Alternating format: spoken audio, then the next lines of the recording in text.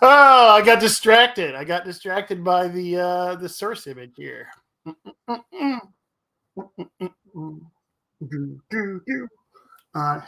look at that. I see myself on the screen. Hey, how are we all doing today? Hello, weirdos and malafolks. How's everyone doing today? Yeah, I feel like it's been forever since I've painted with you all. So I am excited for this. So I am, as we can see, I'm painting up the Krampus from the alternate version of the Rasputina crew. And I've been wanting to paint this up for a while, but I've been saving it for this time of year just because it seems like fun to me and, appropriate. And he's my favorite model out of the crew. So I'm going to get started on him. Is going to be good times. But yeah, let's dive in. So I was going to start out with all of his cloak there. I was kind of looking at his source image, and my phone is yelling at me right now. All righty. So let's grab, I kind of want to do kind of that grain. More pale. All right, let me take a look at which one feels more like where I want to end up. Got to decide between either these ones or these ones. You know what? I think these ones feel more Christmassy. This feels more camo. All right, there we go. Grab my medium. Let's grab a brush. There we go. And grab some paper towels. But yeah, how is everyone doing? This month has been, I cannot believe we're in mid-December already because this month has just been flying by. So yeah, all right. Jungle moss is what we're going to start out with here.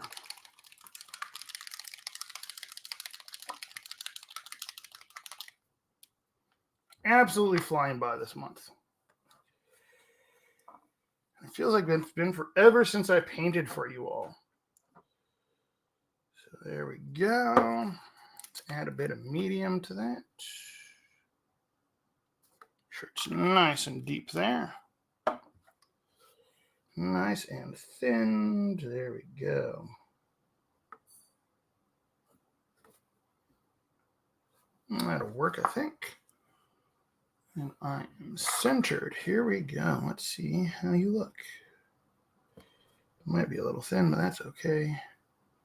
Yeah, all right. That'll work.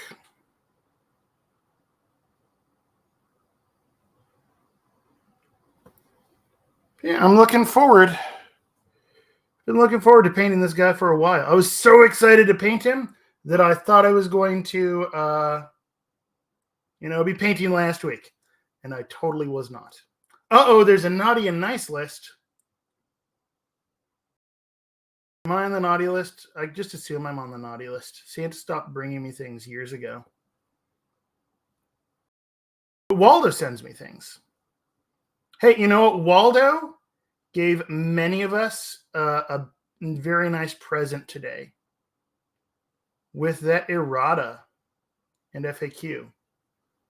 Because that was a very nice present for many, many players.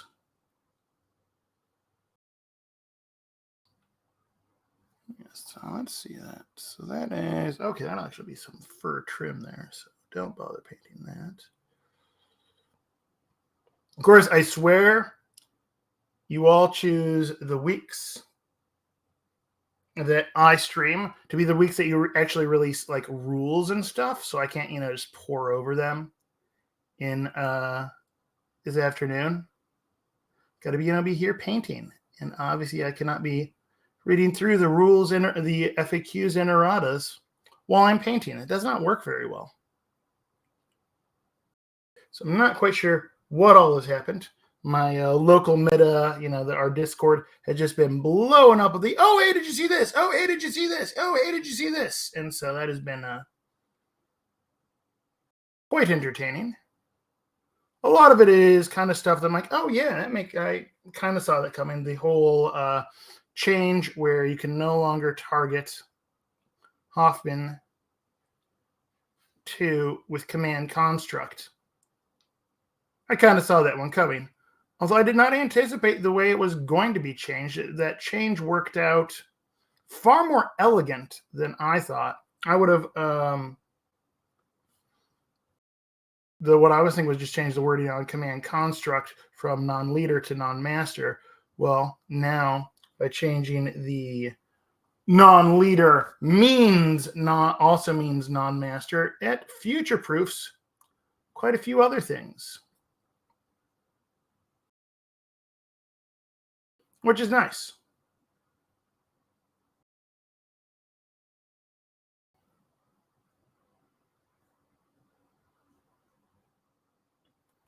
Of course, I still need to still need to read through all of the madness of Malifaux.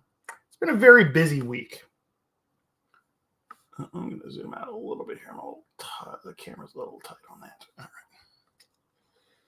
It's been a very, very busy couple of weeks here.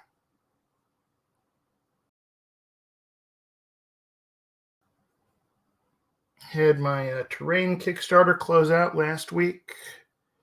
Had some freelance sculpting I had done for my local game store that for a painting contest they do, where they had 8 hours. They didn't know what they were going to be painting, and then they got 8 hours to paint it up in store. And so if you go to my Instagram, I posted a few photos from it. So I posted photos as well as renders of the model that I had sculpted for it, which was tons of fun. It's on my Instagram right now. It was Santa Claus on the rooftop, playing the guitar, throwing the horns. It was, heavy metal Santa Claus. And it was tons of fun to sculpt. And people really liked the model. And it was honestly, it was very surreal to have 30 plus people all painting something that I had sculpted at the same time. That's kind of cool.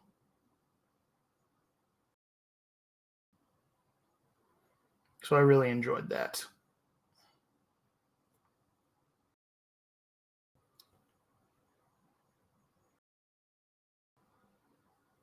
Yeah, I mean, I always enjoy, taking an idea out of my head, 3D printing it, and then bringing it into reality and then painting it up.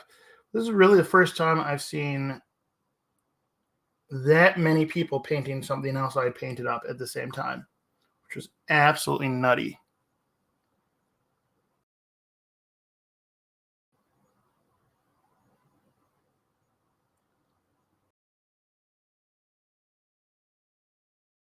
I also got to figure out how I want to base this guy. Obviously, a wintry themed basing would be appropriate for him, but I don't have a base for him yet. So I shall determine that. Basing TBD.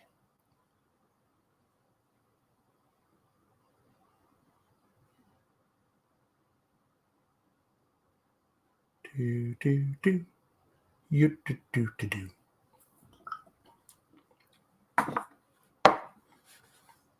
Just a little bit more.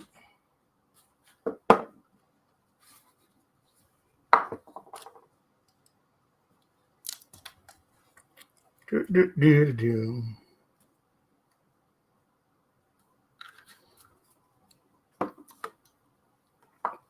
Yeah, so if you go check out my Instagram, that's a good place to see that really fun Christmassy model. I think you would all enjoy it very much. It's good times. So now I'm just busy, running around, doing what I can to wrap up things around the house before, Christmas. All right, so that's all beard there.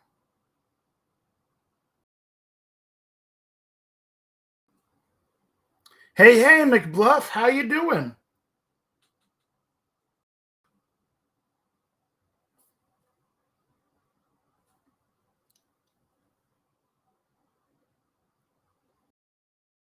what you've been up to lately, McBluff.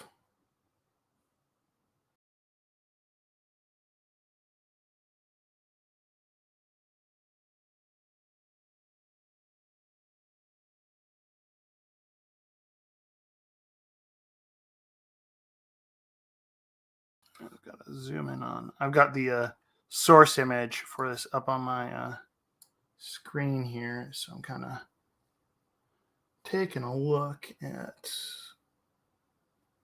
where the beard begins and where the cloak ends, because it kind of blends together a little bit.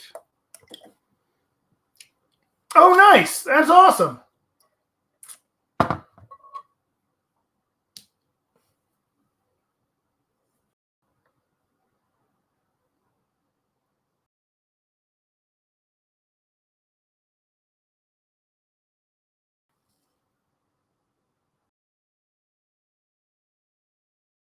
Okay, so that is cloth.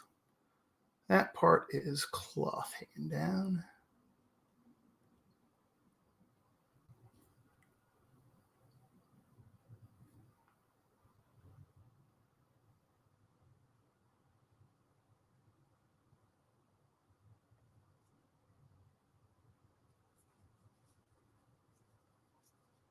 And that is 2.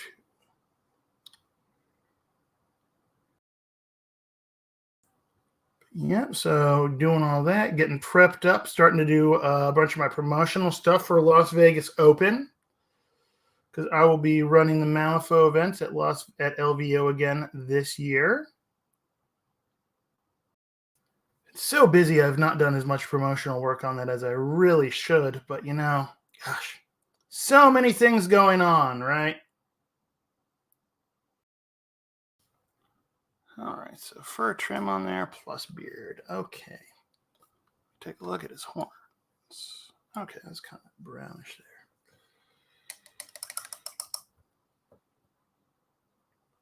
there.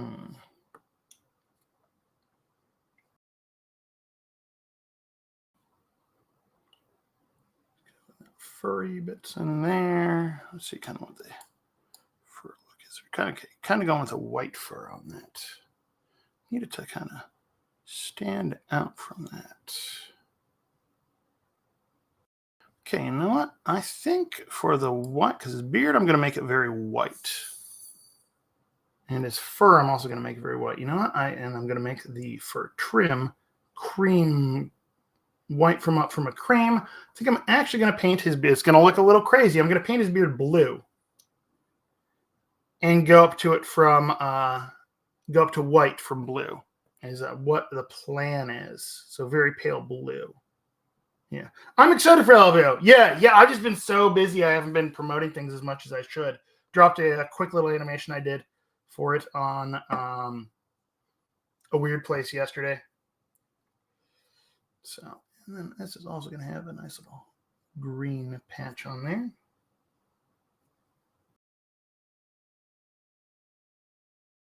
Yeah, so LVO's end of January. So, still time to promote it, just, I've been busy. Life gets in the way, Why are you fronting out the brush?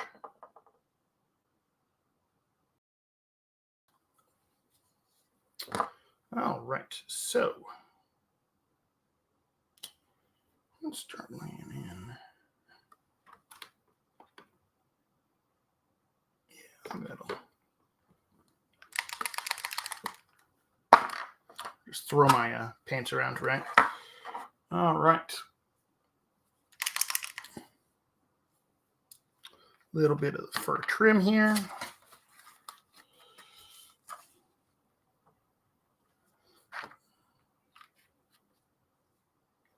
I need to go one darker. No, that'll work. That'll be dark enough. Talking to myself.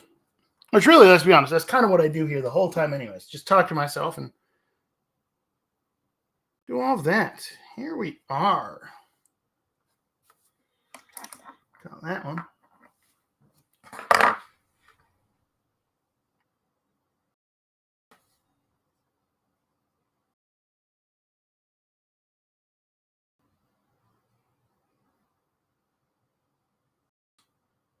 laying in the base coats here, sketching out what I want and where, and figuring out what to go with. So I knew going in I wanted the cloak to be green. So I like that, kind of nice, deep, mossy green. I want that sack, I'm not following the artwork. I'm making that sack, a nice deep red. Because that makes for some nice contrast and then just screams Christmas.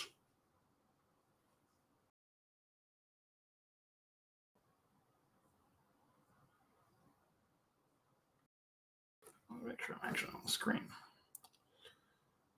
Do. There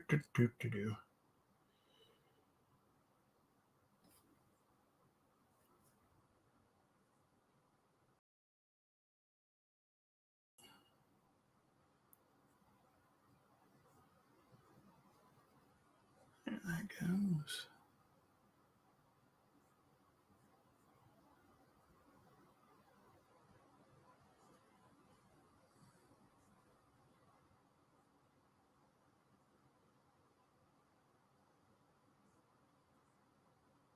All right. So what has everyone else been working on lately? Play Weird, I saw that you were posting some photos of your the large scale Sonia. Those looked really awesome when I saw them. Did you finish that up? I think the last one I saw was still a work in progress. So I might not have seen the final product. Because I do love that model.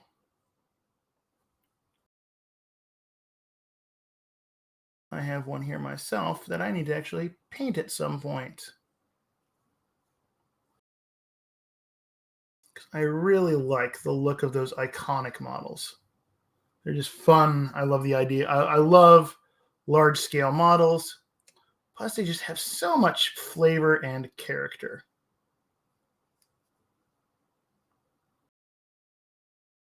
Because I've got the Titania one as well. So I've got Sonia, I've got Titania. I also have the Dreamer. The Dreamer one's so much fun. I need to paint that one up like Calvin and Hobbes. Because it is a delightful, delightful model. And it just screams Calvin and Hobbes to me.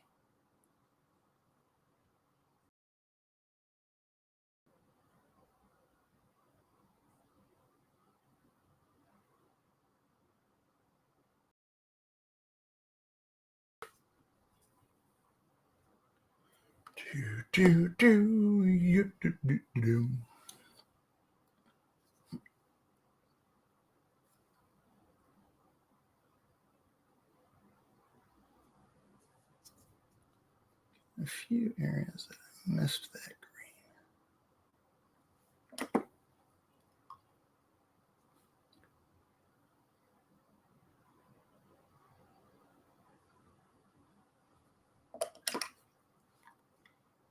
Alrighty, so let's see. So he's got kind of a fur trim all the way along there. Okay. So that's I'm gonna hint at the blue there. I gotta hint, what? I'm gonna have to actually go and land a little bit of black on that deep area right there. Let's see. Where is, yep. No, that's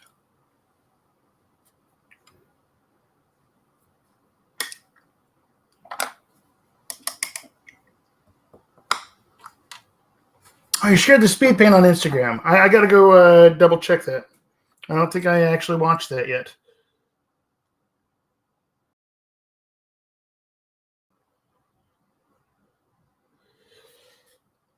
Because seriously, it's been like this last week has been a month. This month has been a year, I swear.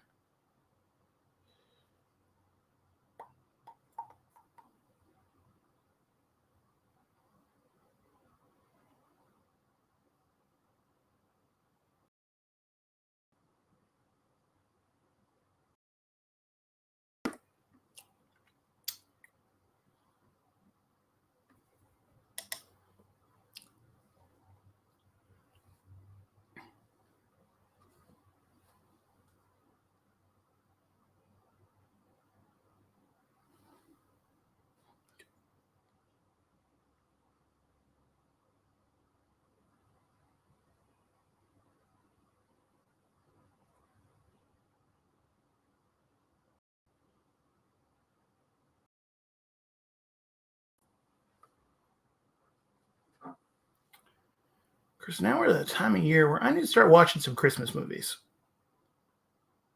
Because I do enjoy Christmas movies. Oh, I keep being off the screen. Let me just adjust this a little bit here. My setup's a little bit, just a little bit off on my setup because I had to take my lighting arch with me to the game store to get good photos of all of the entries for that painting contest. See, yeah, and let's make sure I'm actually looking good on the screen there. Okay, cool. There we go.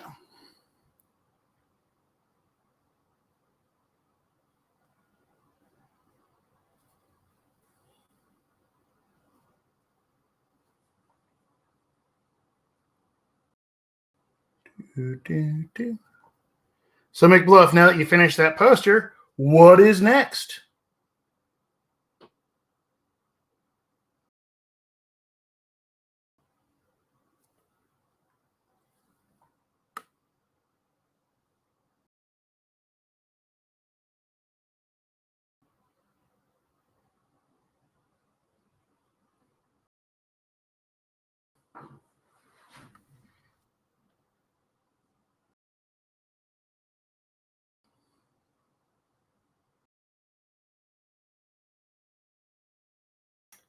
All right. Hitting that little fur cloak trim.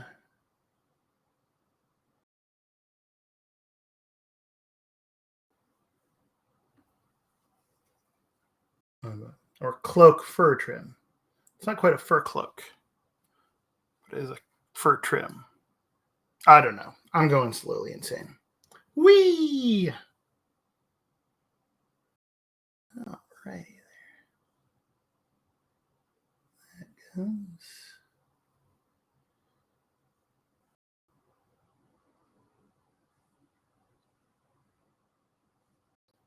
All right. Here's the trim. That's all trim. You know what? I need to hit a little bit on the inside with the green there.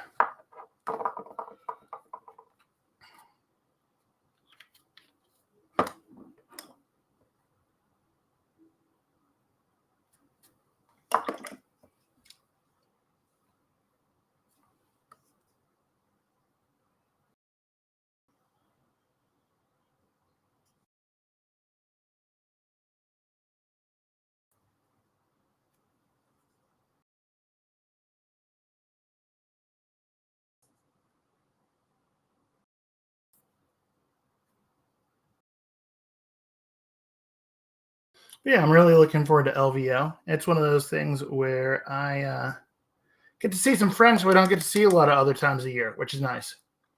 Because a lot of the guys who come to LVO aren't like coming to Gen Con and such.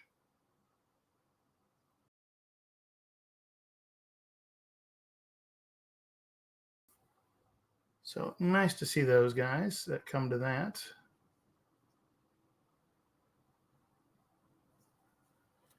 I'm hoping I'll be able to do Adepticon this year. That'd be fun.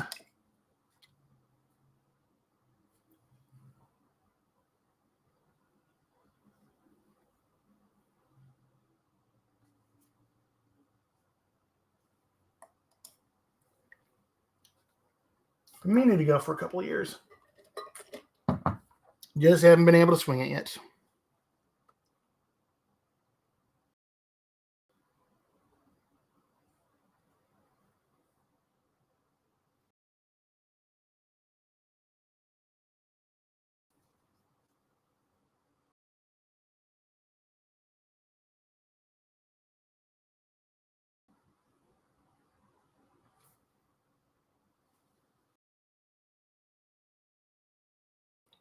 There we go. See that? So it's got that on there. Okay, I'll figure out what the stitching color is going to be later. Let's just keep laying in some base coats. It's got bows, bells. Okay. I think it's time to go It's a really pale blue. What do I have that is super pale? Let me see. No, none of those are what I want. Actually, you know what? I think going with the Snow Shadow plus a dash of sky blue to brighten it up a little bit. Actually, no, I'll just go with sky blue. Very thin sky blue, and then I'll do Snow Shadow. This is going to look a little bit funky here for a second or two, just because I want to, get the nice cool undertone on the beard there.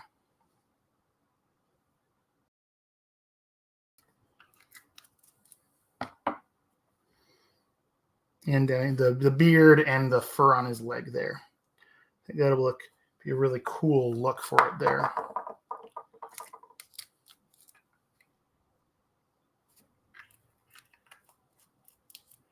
There's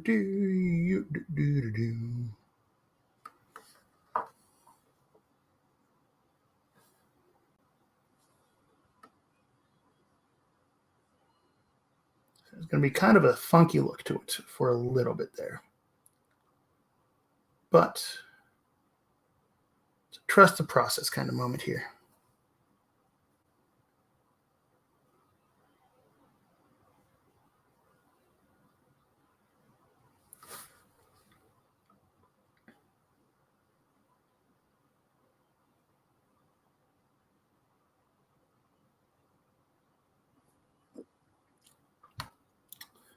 Let's dry that out a little bit there.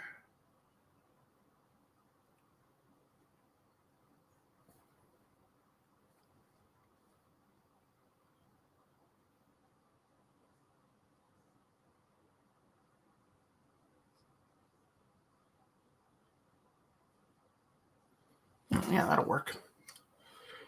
All right.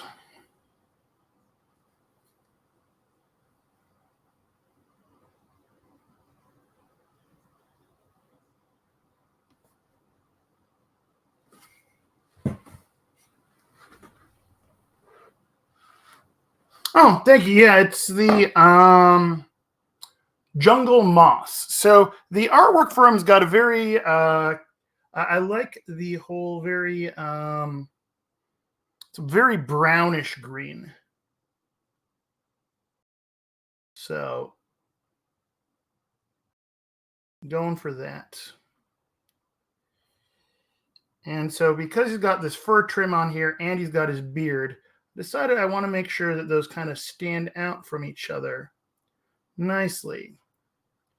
So I'm going with a very cool white for his beard and going with a warm white for the fur trim. Are these going to argue with each other? I don't know. We'll see. It's going to be an interesting look. And we will see. Now, experimentation is always fun to do when it comes to painting. I've been wanting to paint this guy for a while.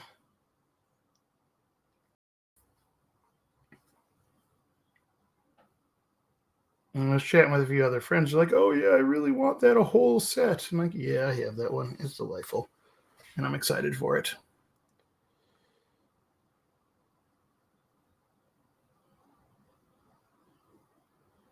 Yeah, it looks like there's a couple spots where I missed his cloak trim. But I can come back.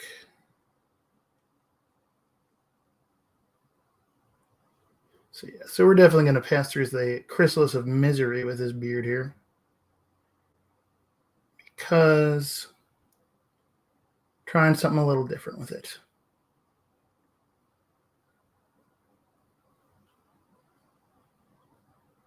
There we go.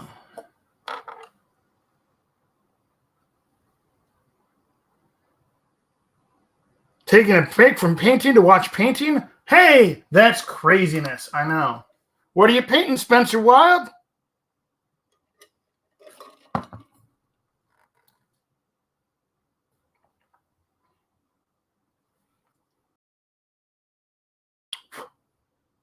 Actually, I found a lot of times when I am painting, I will tune into other people's paint streams too. So I'm painting and not streaming, I will tune into someone else's paint stream too. Because you know what? Hey, it gives me inspiration.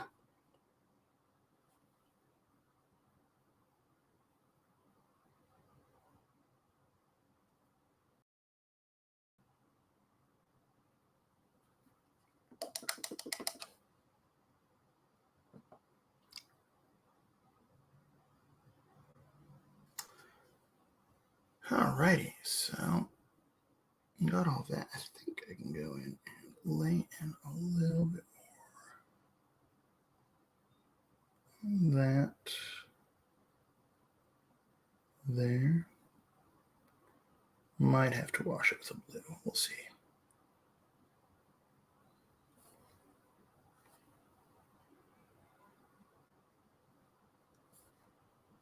Should work though.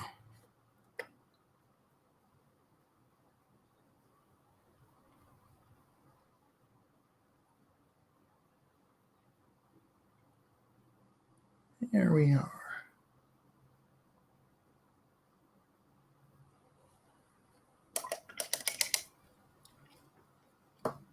Right, I'm going to lay in the red for the cloak. Just going to kind of block everything in, then work everything up is kind of how I'm approaching this today.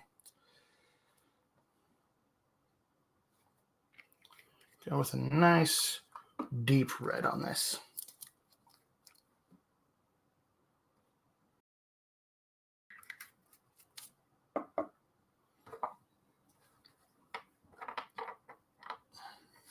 Going to add just like a drop of my really dark red. Just a drop. Tiny little bit there. Very deep red. Yes, that is what I am looking for.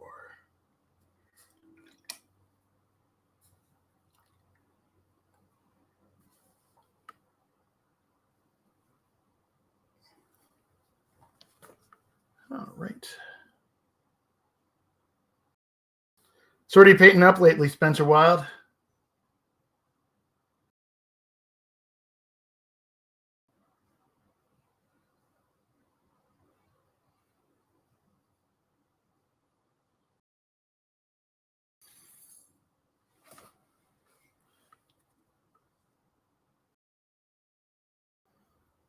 I always love to hear what everyone is working on.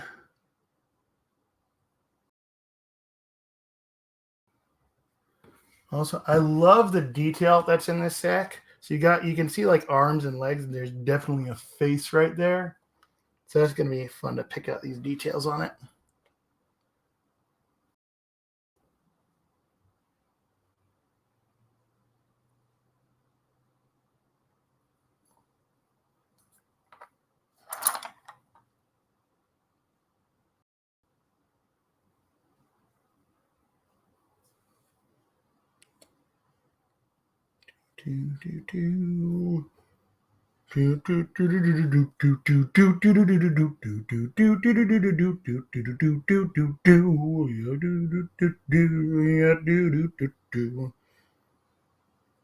I will not make too many blood sacrifices. I will only make the appropriate number of blood sacrifices while I'm gone.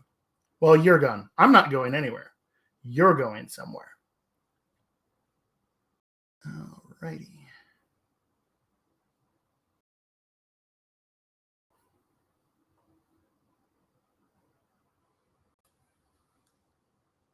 Ooh, chocolate sounds good. I want some chocolate. Can I have some chocolate when I'm done painting?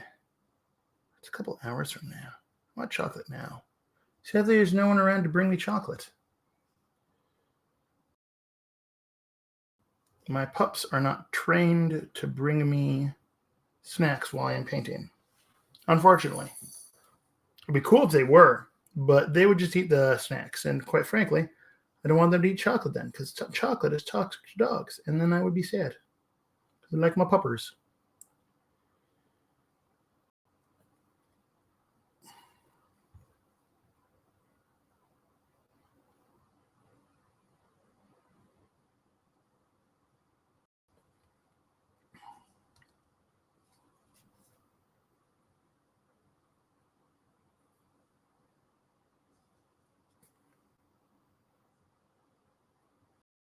We wish you a Merry Christmas. We wish you a Merry Christmas. We wish you a Merry Christmas and a Happy New Year. La la la la, blah blah blah blah blah. Tidings of Christmas, and Krampus has a big sack. I don't know. I don't know any Christmas carols. Are there any Christmas carols about Krampus? Because that would amuse me. I feel like there should be Christmas carols about Krampus.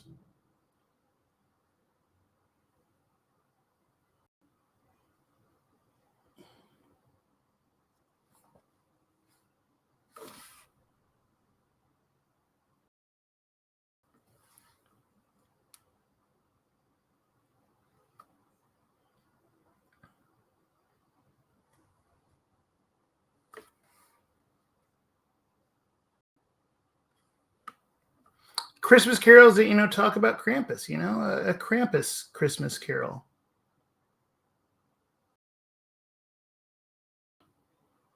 I don't know what it'd be like, but, maybe it would just be like warnings of, don't be awful. I was going to say things, but they're, not family friendly. And that, we're trying to keep this family friendly here. Sure,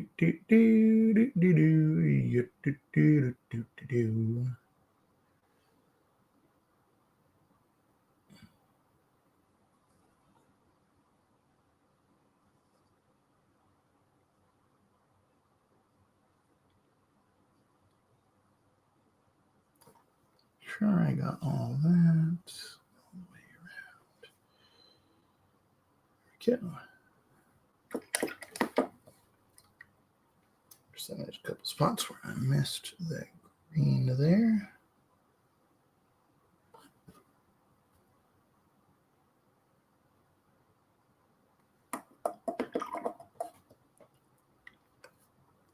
And let's get that box with some red on that box.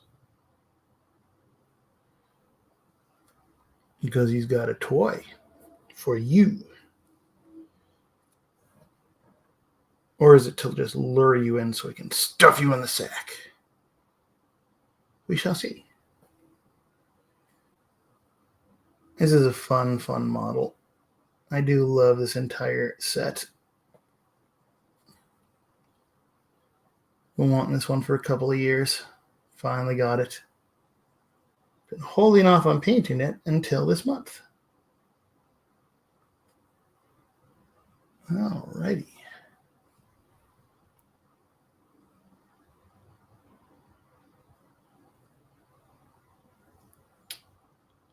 Yeah. You all returned. Don't worry, we did not burn down the channel. Yeah, so that.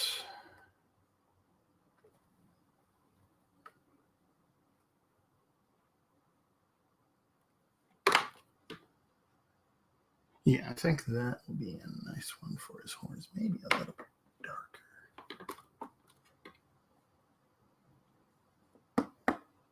Yeah, that'd be nice.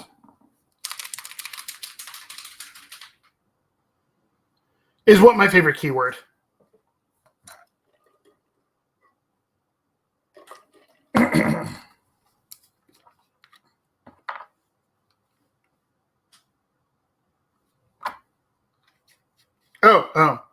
Oh, returned. You can. Oh, yeah, gotcha.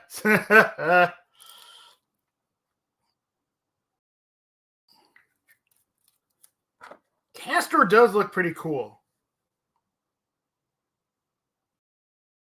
I'm looking forward to, getting him to the table. Because Castor and his returned friends sound pretty cool.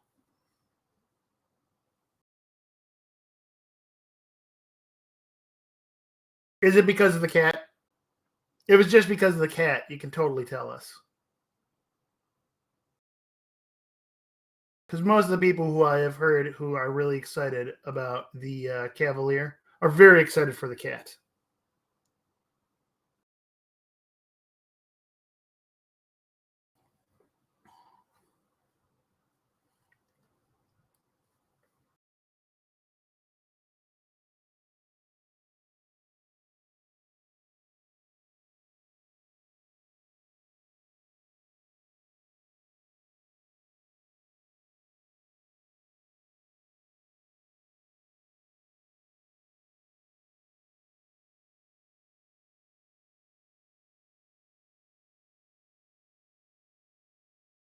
Looking forward to seeing what the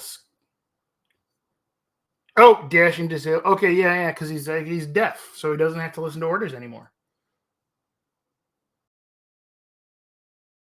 I did enjoy that bit of lore that they put in there for him, which is delightful. There we go.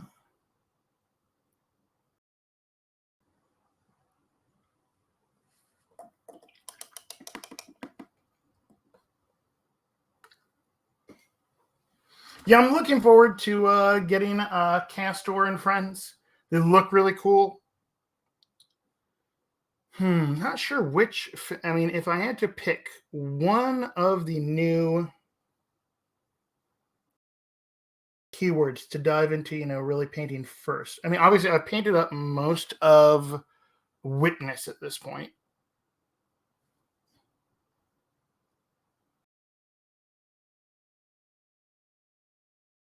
So I've got to, and just to honestly, let's see, what do I have left for Witness? I just have Marco Bonatti, Lagarde, the puzzle box. I've got to actually paint up Damien too. That one I have not gone on yet. Kind of wanted. I was holding off on him because it's got that big swirly magical thing there. I was like, okay, big swirly magic bits require consideration to sort out how exactly to paint them.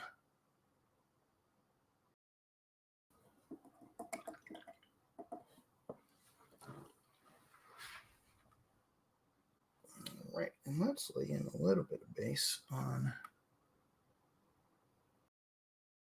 these little bows there.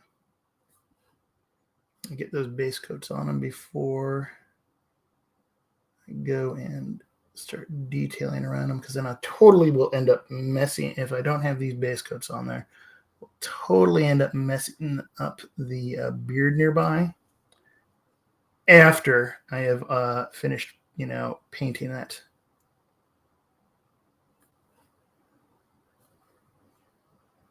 Because isn't that the way it goes?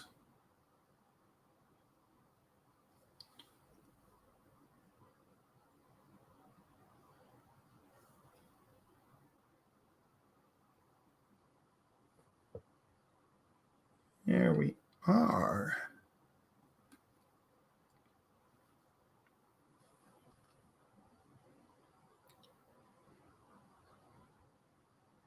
I'm trying to think so I still got to paint Pandora as far as My Neverborn goes. So I've got Pandora to paint up. I've never actually finished painting up Nekima and the Nephilim. I jump around on projects a lot, as you've obviously seen on this channel here. But if I had to pick one of the new keywords to really dive in on, I'm not sure which one yet. I really have to keep reading the fluff. The one I was thinking is like, oh, I'm not, really that interested in. Now I look at him and read the fluff. I'm like, yeah, Teary sounds really, really interesting and cool.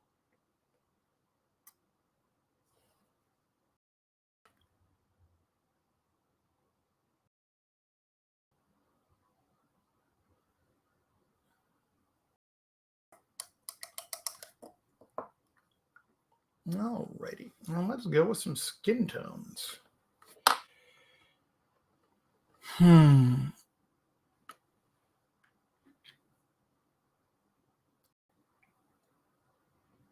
think I might actually start with the rosy shadow on him there.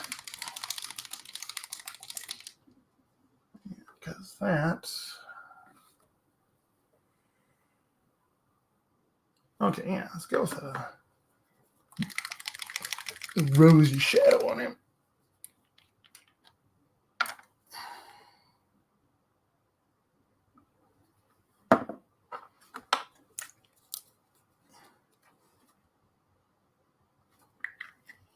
I'm going to actually make it a little bit more rosy and just get a little bit of this. Just get a little bit of that red.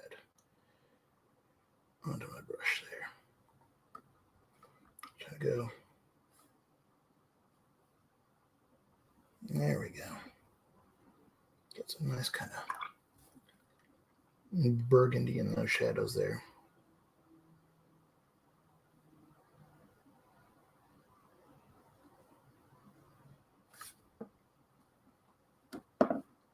Our medium.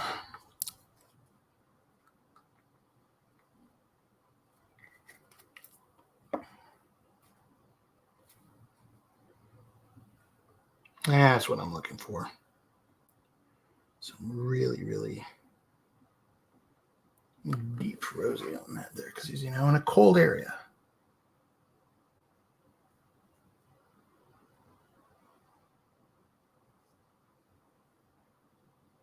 I'm going to end up, get some nice kind of deep rosy red in him there.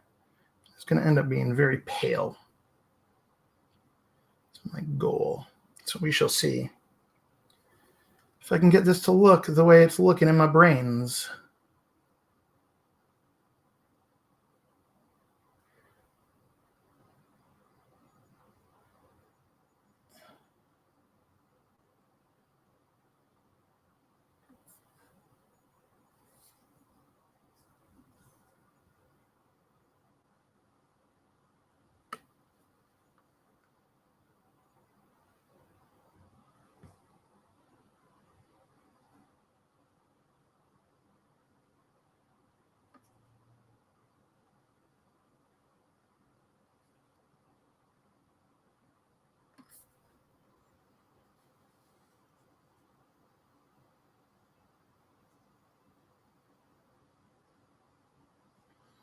We wish you a Merry Christmas. We wish you a Merry Christmas. We wish you a Merry Christmas and a Happy New Year.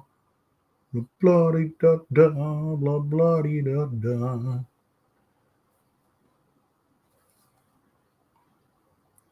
Blah blah hot toddy, blah blah da da.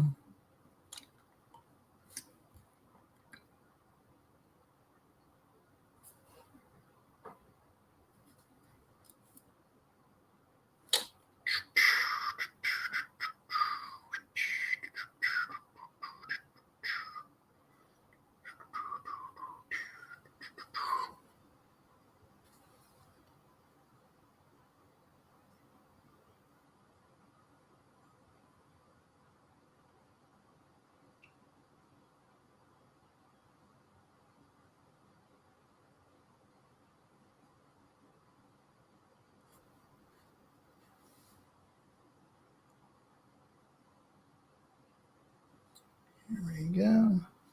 So we're just base cutting, so we can be sloppy here. Always clean it up more.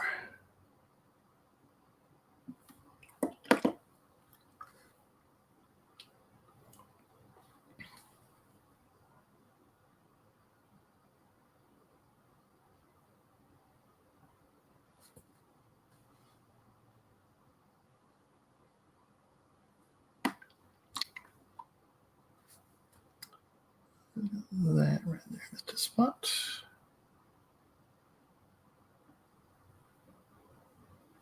All right. Cool.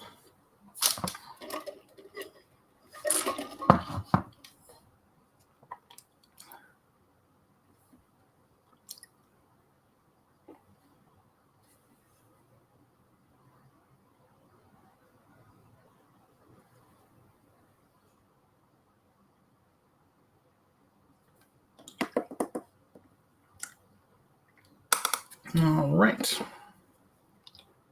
Go with a little bit more of my rosy shadow. Keep going on those skin tones. Here we are as I knock all my things over. Whee! Fun.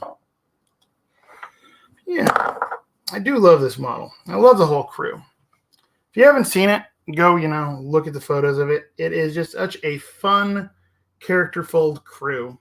This really makes sense with, the December keyword. So one of my local guys has been painting up something really, really cool. He has been doing a Christmas-themed Dreamer Crew.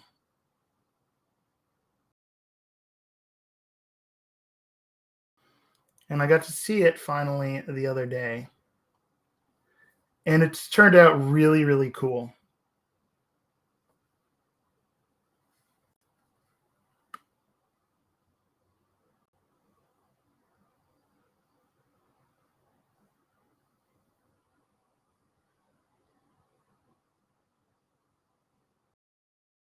So he's doing lots of, strange little procs. So he's actually got a teddy that he's proxying, and like one of the alt teddies that he's proxying as Lord Chompy Bits. Because of his for his Dreamer, he is using the iconic Dreamer, the one in the Kelvin and Hobbes Dreamer is what I'll call him. The one on the not sled, wagon, riding on the wagon.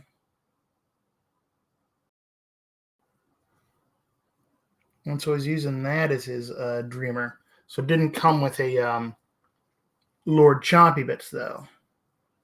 So he's got using a alt. I think it was Miss Erie. So using a Miss Erie as his Lord Chompy Bits, and it looked cool.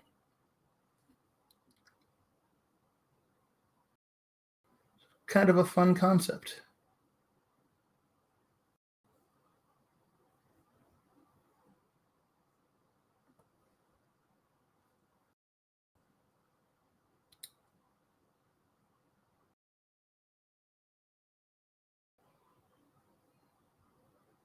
This is definitely one of those crews that I've been wanting to paint for a while now. I mean, I've painted several different Rasputinas, because so I've got Second Ed Rasputina painted. I've got her vintage model, the one where she's doing all the Karate Kid flying. I got those. I've also painted Rasputina at least twice for 2 different dioramas.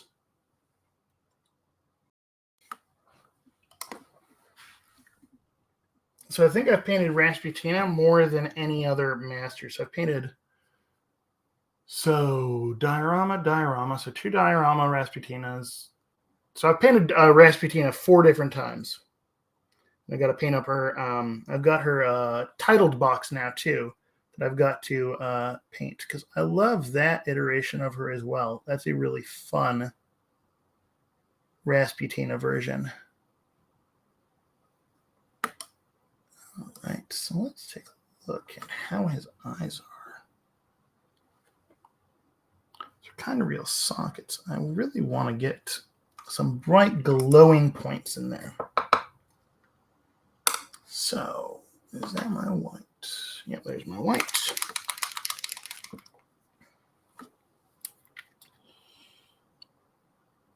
There we go. So let's grab that. A little bit of medium.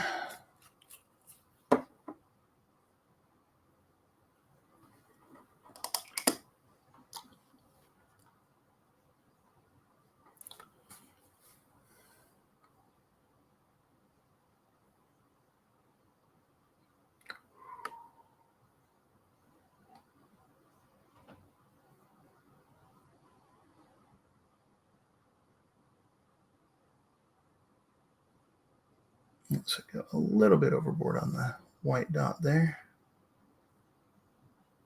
So I'm going to be giving him glowing eyes. I'm going to be hitting in there with a fluorescent blue. Yeah, there it is.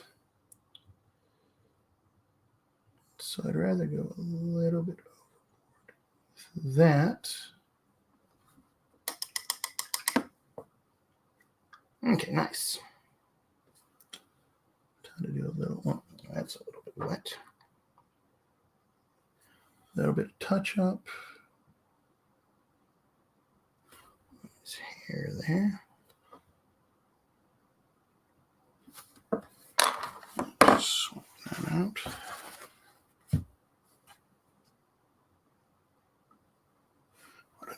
Move that over. All righty.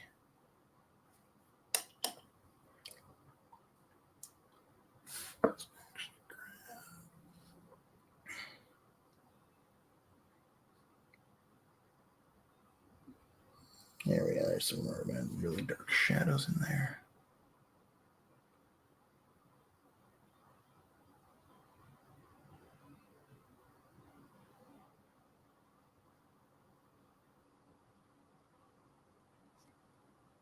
Awesome. So yeah, I got some nice white spots in his eyes now. So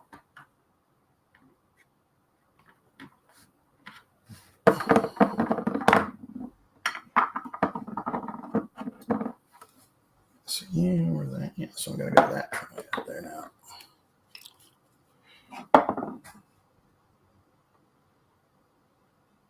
All right. So since I'm painting around his face there, I should probably get to work on his beard a little bit. And the other stuff. Although, you know what? I think I'm going to try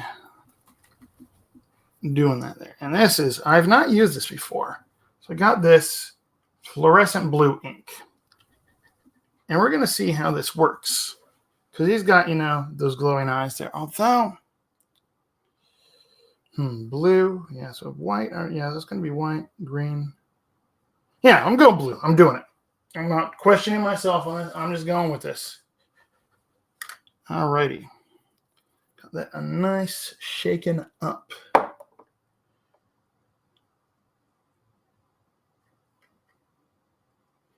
There we go. So I haven't played around with this stuff much yet. So we shall see. Let's grab my hot brush. Yeah, that should be good.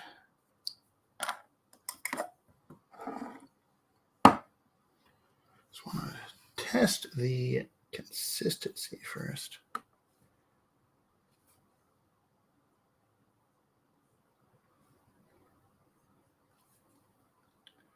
Let's see how this looks. That white there.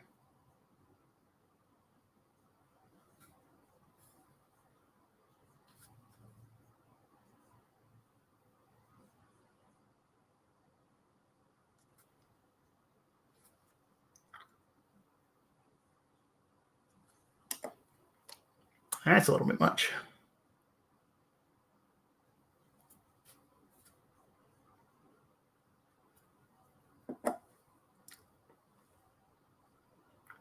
Well, eyeball does look better, so I've got to put a little bit more into this one. All right, so go overboard, then wick it out, I guess, is what I got to go with for this one. There we go. All right, that's starting to look better.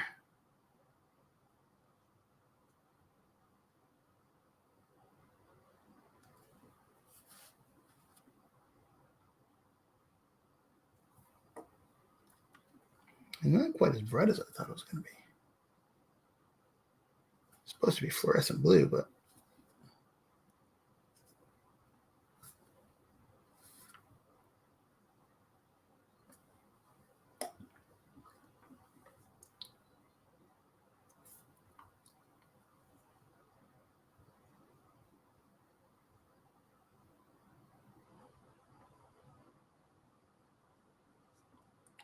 there we go. So I kind of leave a puddle of that in there.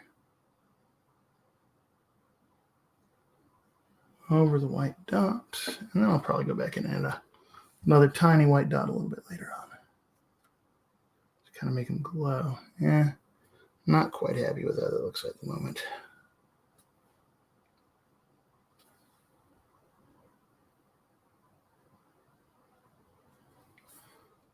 Yeah, I'm not sure it's going to read how I want it to. I think I might have to go with a different glowing color. Yeah, it is not working out how I want it. All right, let's go with a different fluorescent. I'm going to touch up his face though a little bit first.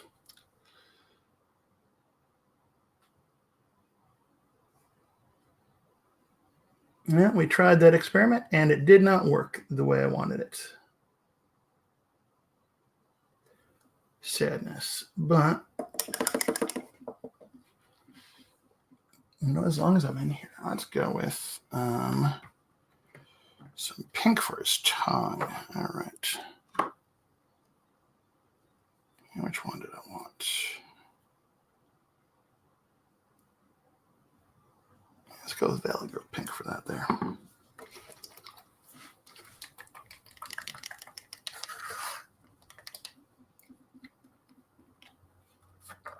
Clean the tip.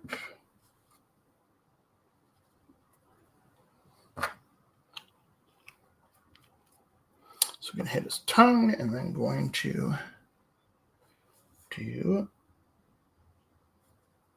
the teeth around it too.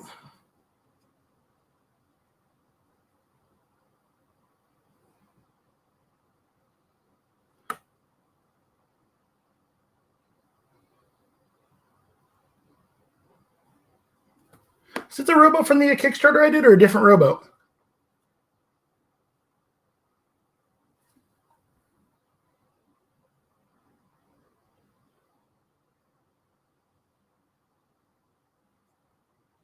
Oh, awesome. Love to see how that turns out. I do enjoy that model.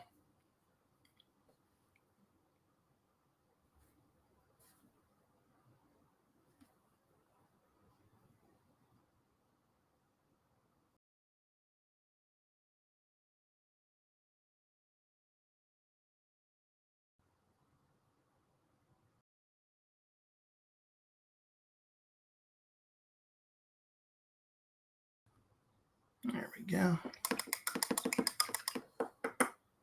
It is going to get nautical. I love it. It's tons of fun to do. Tons of fun for the sculpting. Alrighty. So I think I'm going to go with bright green for those eyes. Yep. I'm being crazy here. Go some really bright green for those eyes. Give them a nice glow. Also kind of fits with the Christmas theme. You know, green. Green is Christmassy.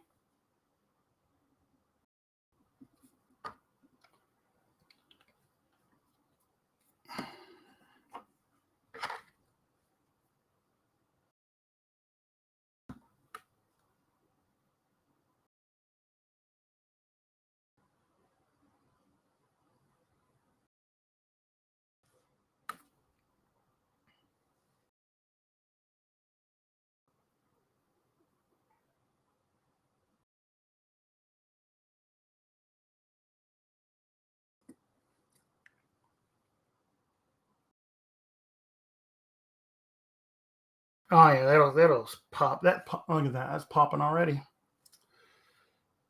I just got to kind of clean up around it.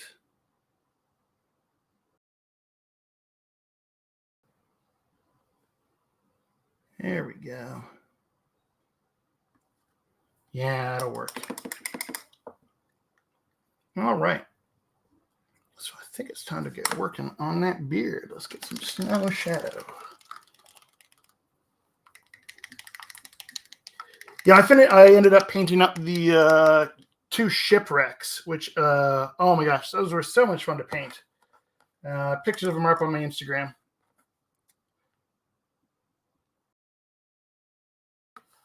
Really enjoyed painting that. It was nice because, I mean, I got 90% of the way there with airbrush. Because you did a zenithal over everything. And then painted it mostly with shades and speed paints.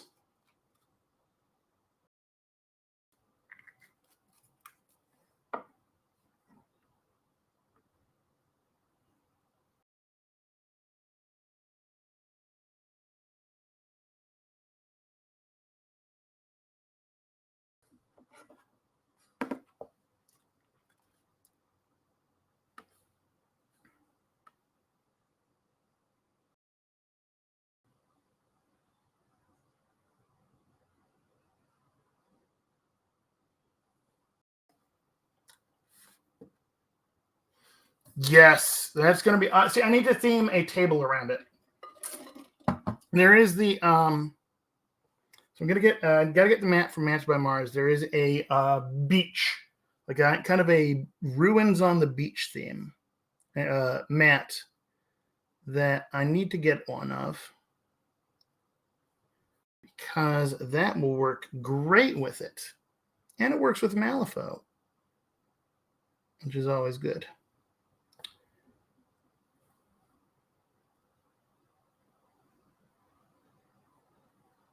Because hey, now we've finally seen the oceans of Malifaux, where the gibbering hordes come from. So now we can come up with something that yeah, we got the oceans now. Could totally do boats, shipwrecks. I gotta print that. Gotta print myself a copy of that lighthouse too, because that'll be nice.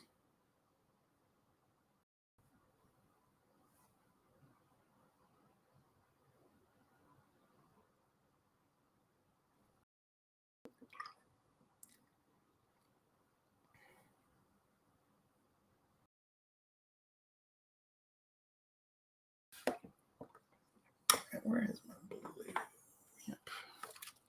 So I need to add it up as I tip my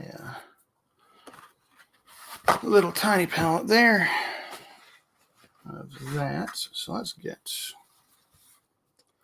a little bit of blue wash, pin wash into the shadows there. I gotta paint Pirate Molly sometime too.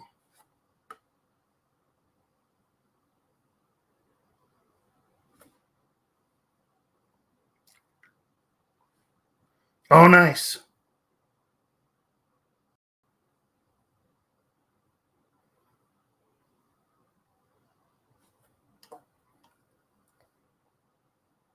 Yeah, I got a couple of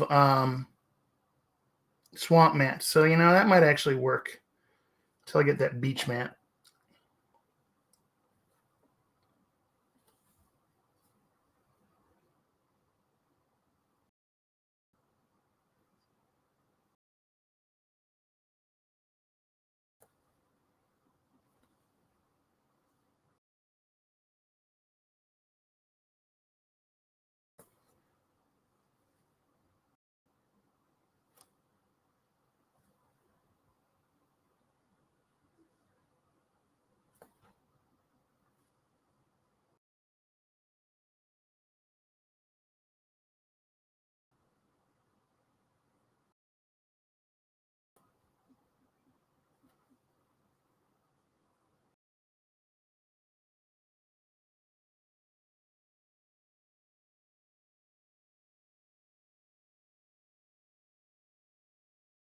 There we go.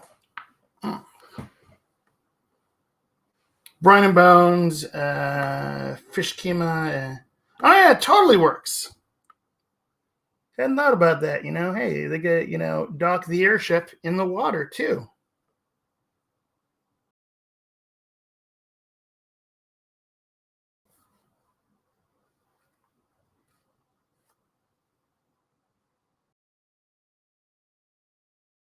Black Reel Bay, is that on the map of Malifaux?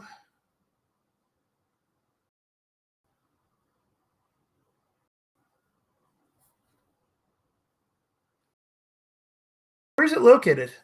In which book? Also, which book is that one in? Because there's several that there over the years there have been several different maps, and different ones have got different levels of detail. I don't remember Black Reel Bay.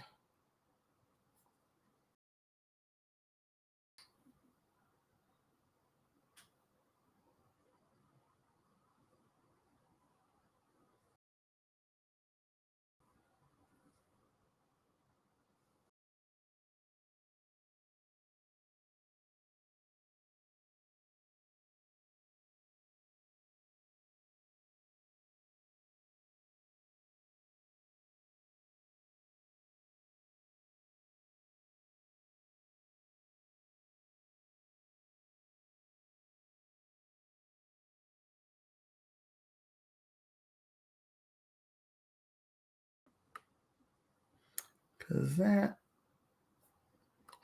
having things as a, just themed are always fun.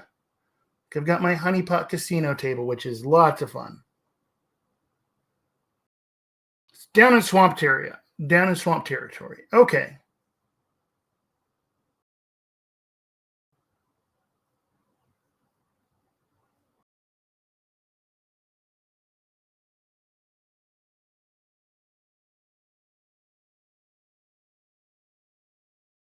So I got a random lore question then. Anyone can answer this. Let me know. Has anyone ever mentioned whether or not compasses work in Malifaux? Or do they ever reference someone using a compass while, navigating the wilds of Malifaux? Because obviously compasses, rely upon the magnetic field of Earth to direct you properly.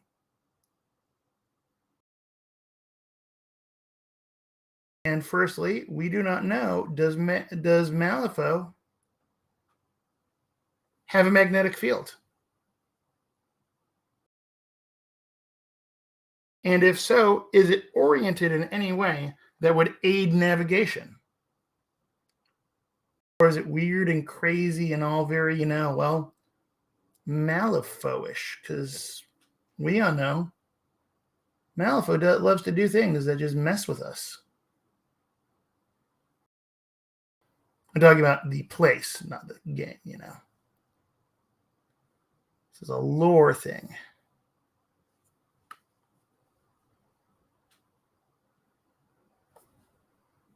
So kind of wondering if there has been a reference made at all to compasses within Malifaux.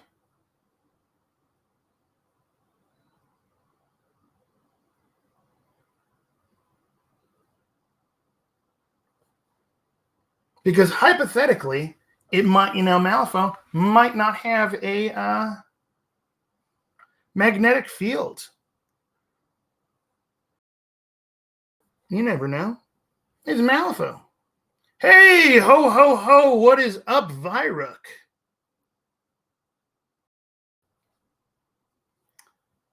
But yeah, so I'm kind of wondering if at any point in this, because it would be as simple as someone saying, hey, they, and so checked their compass. They don't expect them to actually say anywhere, yes, Malifaux has a magnetic field equal to this of Earth, but it's oriented in such a way.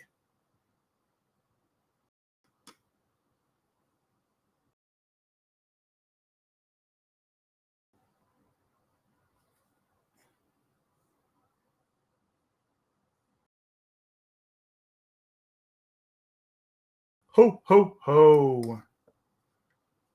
Merry Christmas.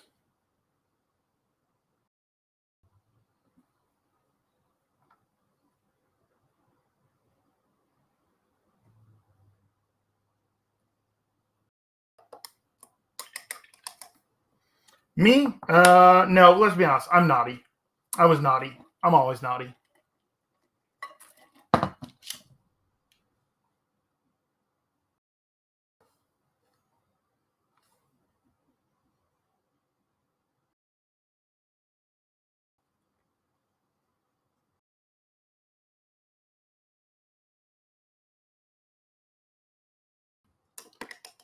Oh, right. There that is.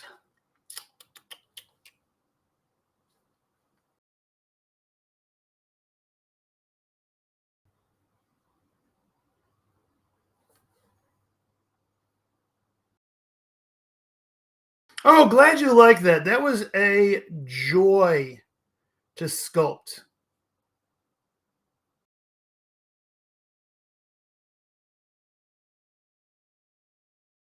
Had an absolute blast sculpting it. And It was so crazy to see 30 plus people painting a model I sculpted all at the same time.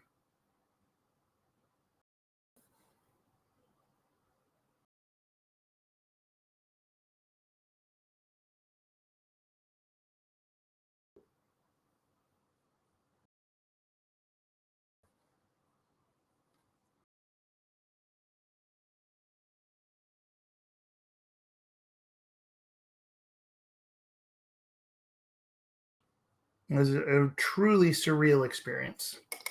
Taking something from my head and, getting it painted up like that. Which one did I do? So I'm going to do chestnut brown. I'm going to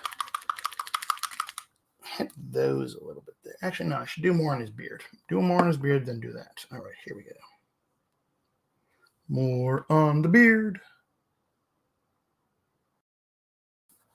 More on the beard.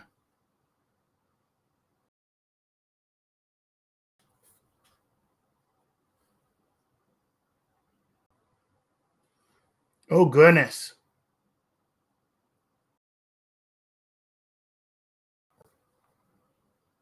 See, I know Waldo's not your nice list. I mean, compared to Waldo, I've got to be,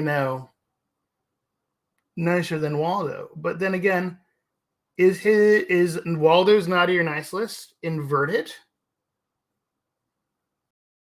So let's be honest. Waldo is quite naughty. Waldo is a naughty little imp.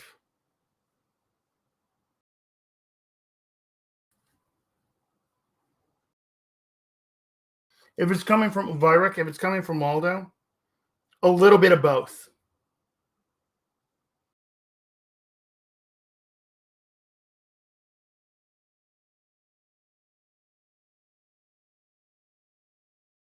Coming from Waldo, you should be curious and a little worried. Because Waldo.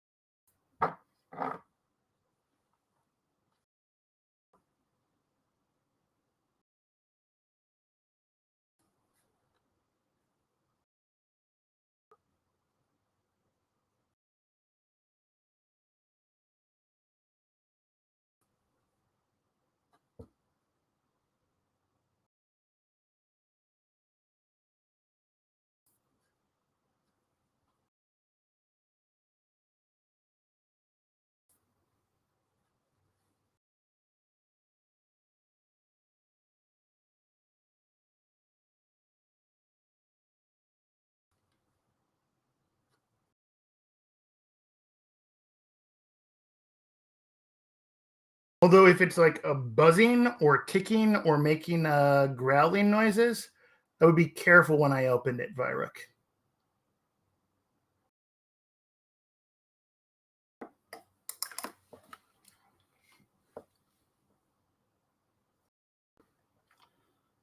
Alrighty. So let's see. Well, let's do a little bit more on that hoof there.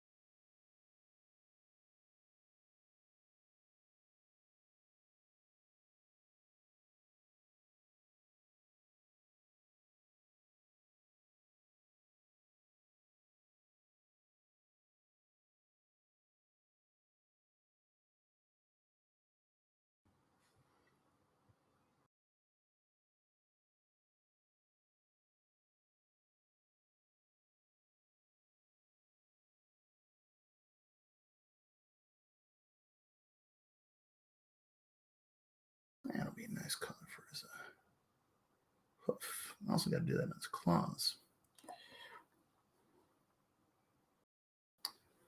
There's your claws. Hello, claws. She might end up having to do this as like the kind of final thing there. Okay, here's where his claws begin.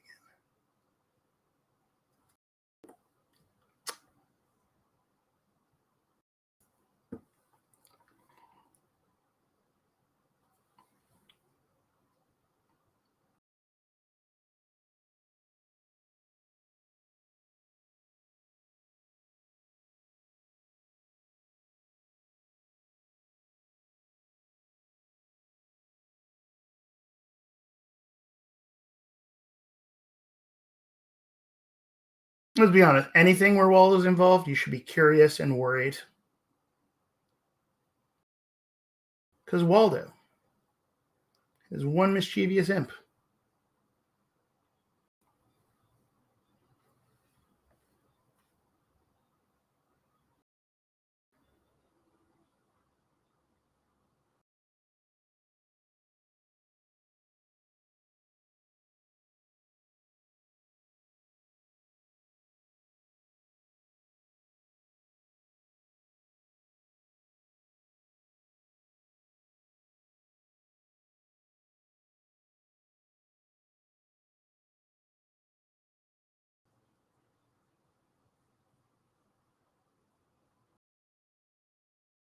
Yeah. All right, let's grab a swig of water.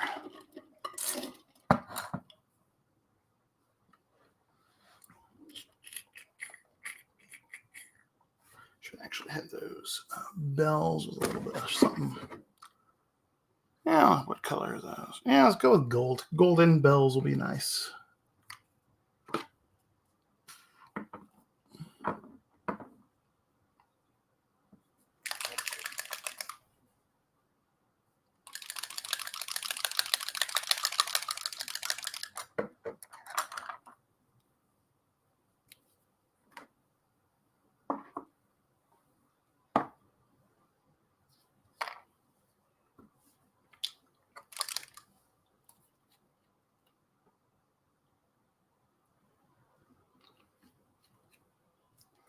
Nice deep bronze on that.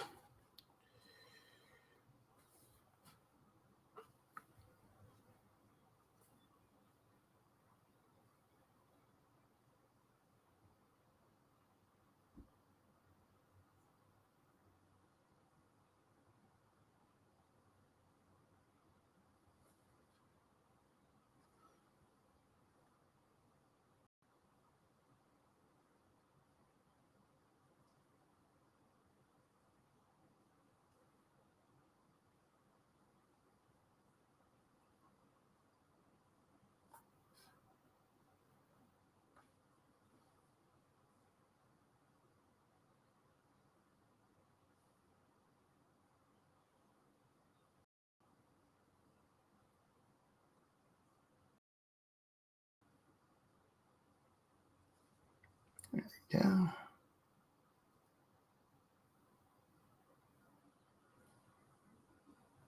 Yeah.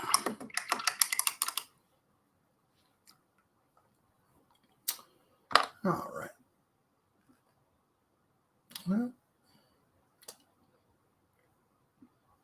what color should I do with stitches? Stitches. We got green on there. Yeah, I'll come back to that idea later. Let's get that. A little bit more of you there.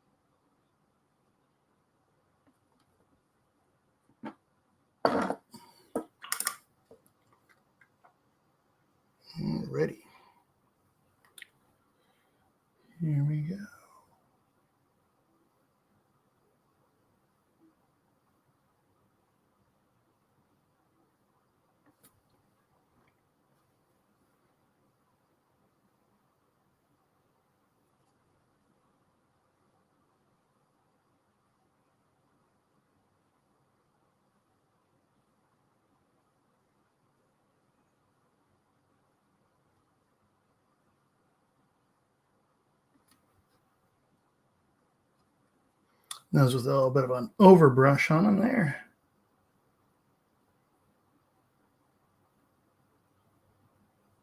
Pick up those edges.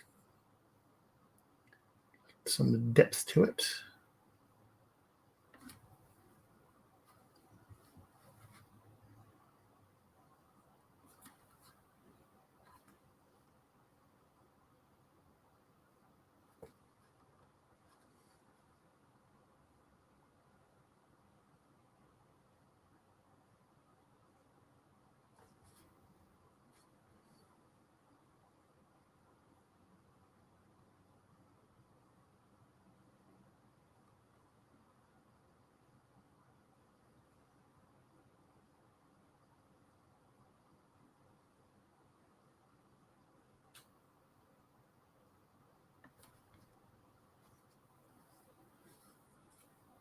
Alrighty.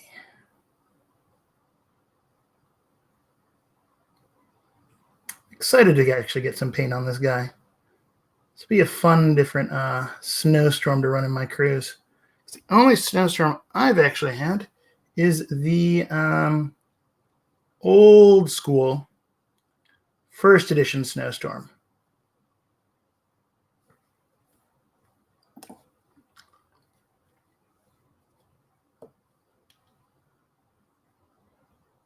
Okay, let's get a little bit of that right there. Yep. There we go.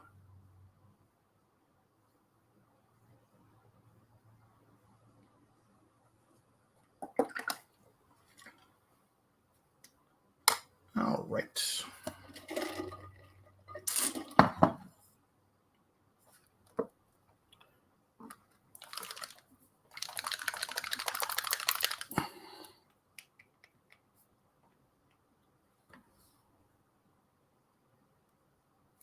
And apparently that is clogged. So let's stab it with a pin.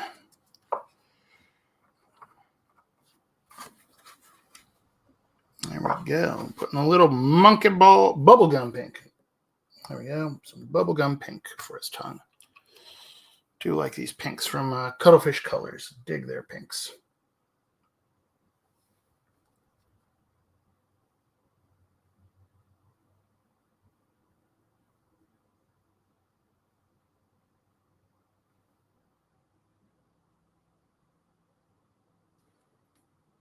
There we go.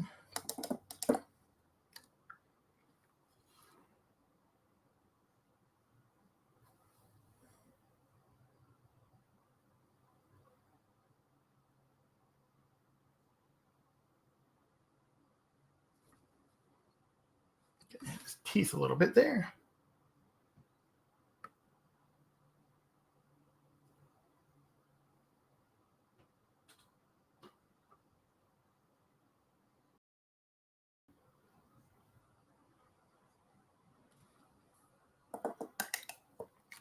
All right, let's work on the face and the other skin tones.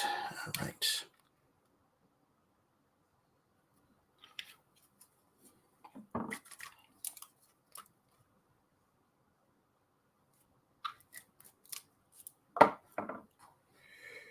Here we go.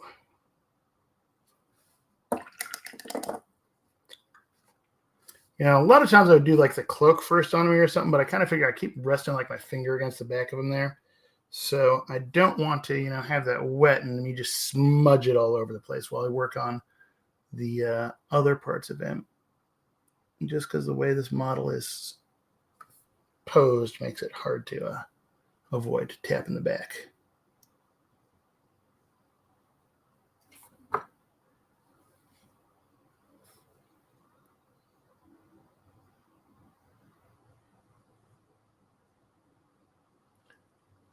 Camera there, that's good.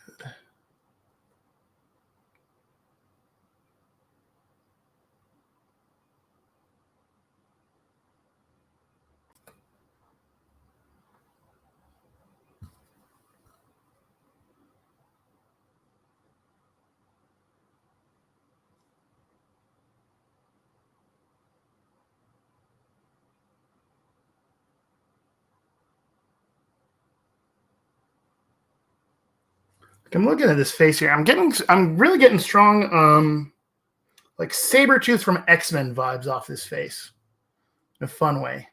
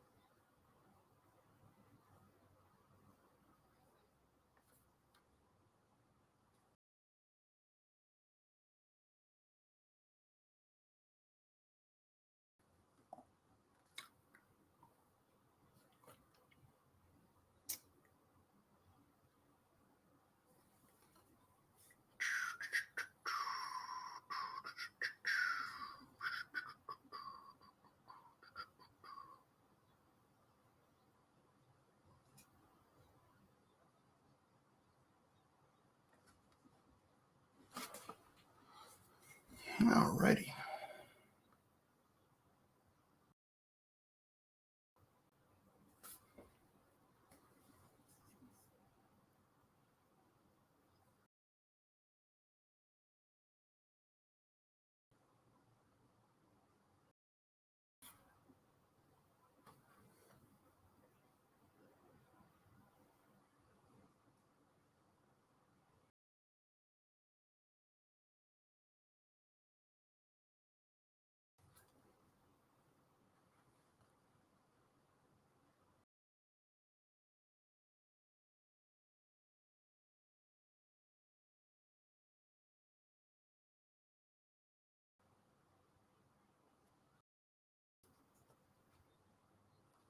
There we are.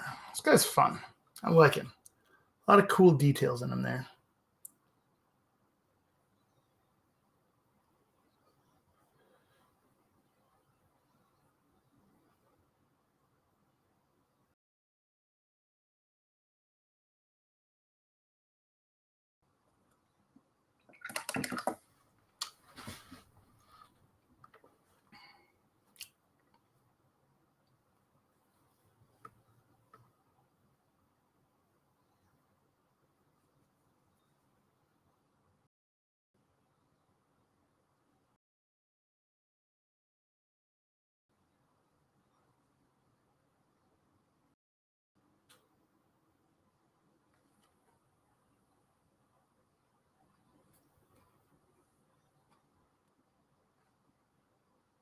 Yeah, that's what happens. I test the paint consistency on my nail there and kind of true up the brush. Hey, Carnage, good to see you, man.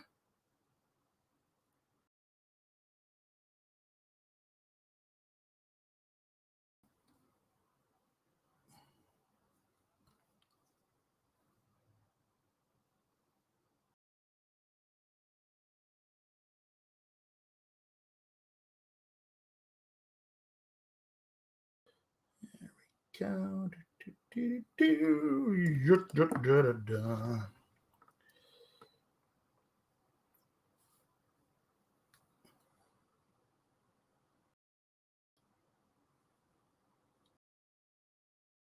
So, what do we got here? I know, it's been like hours. I mean, I didn't spend, lots of time chatting with you last night, doing podcast things. And then, chatting about errata and stuff today. No, didn't do that at all. Which, while I'm here painting, I'm just assuming that the Lone Star errata chat, the errata chat has just gone, like 5 pages long now, probably, while I've been here painting. Is just my assumption.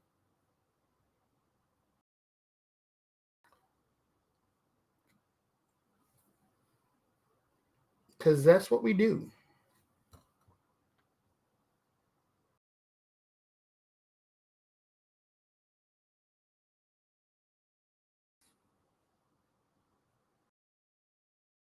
Yeah, that's what it, I mean, it all seems like, good stuff that is needed. I have not looked too terribly. I mean, there's lots of them where I have not gotten into real depth looking at what the changes were, or any of the ones that where there was a lot of changes on them. I haven't quite looked at what all that was. So, looked like there was a lot changed on Lady J too. So I haven't really looked yet at what that all amounted to. Same goes for Yanlo too.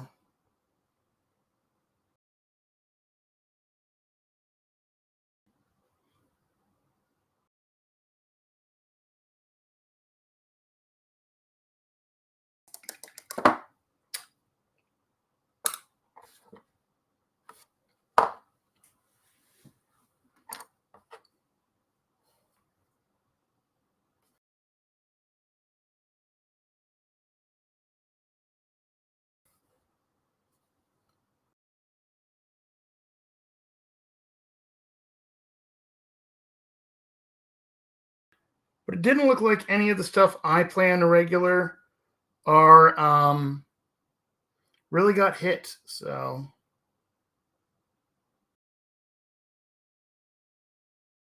unless it was in the changes of the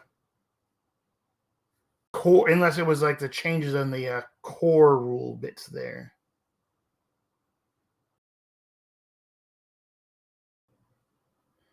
Didn't really see anything that really affected Marcus or Titania. Although something did get missed in the errata, they still haven't updated the put the proper wording is still not on Titania's champion upgrade for companion.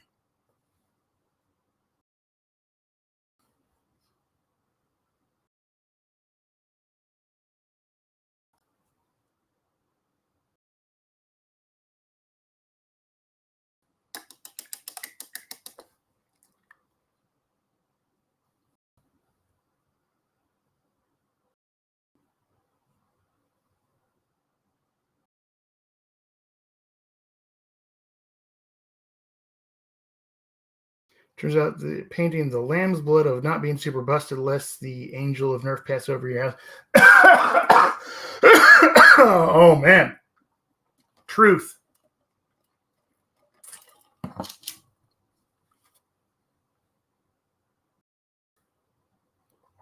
Alrighty.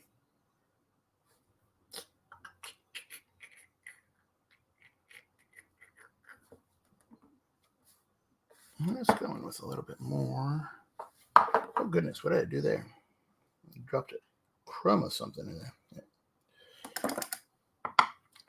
Actually, let's start going with, what did I hit for that? Was that amber gold? Yep, golden blonde. Krampus is this is Snowstorm. Actually, you know what? I'm going to put in a little bit of time to do some green on that box there.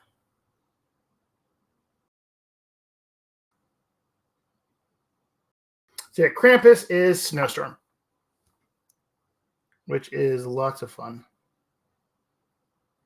Because I actually only have the second edition metal and resin Snowstorm.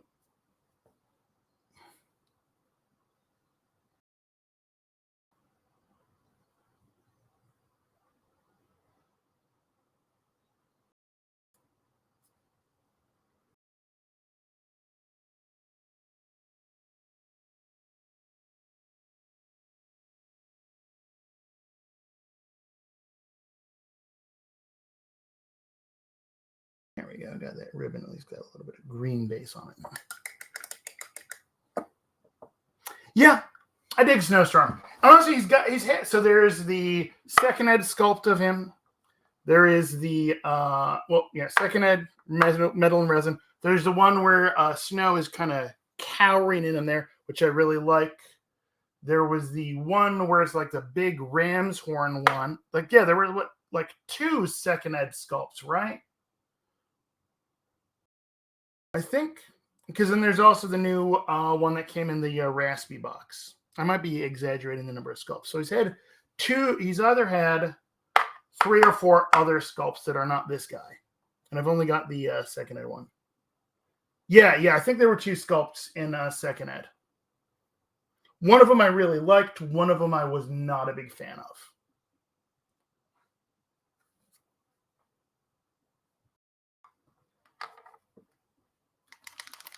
But that's how it goes. You find those sculpts that you prefer. And if you can get them, go with it.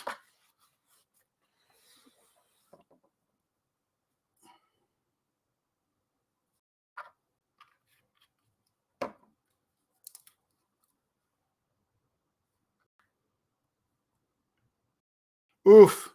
Let's see. So Nekima, there is metal Nekima. There was this tiny little second edition Nekima. Then there was Alt Nekima second edition. And then there was, obviously the M3 Nekima. Plus then now, obviously then there's a titled one version now. But I just meant original Nekima. So metal, tiny Nekima, and then Alt Nekima. I've got Tiny Nekima and Alt Nekima and third edition Nekima.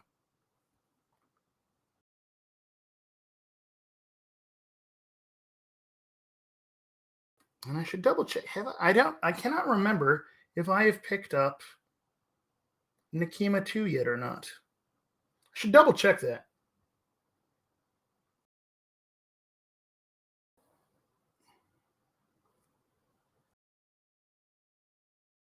See, I wasn't mentioning that one to not get you salty. Yeah, see, that was to be fair, that was actually an unintentional bad joke.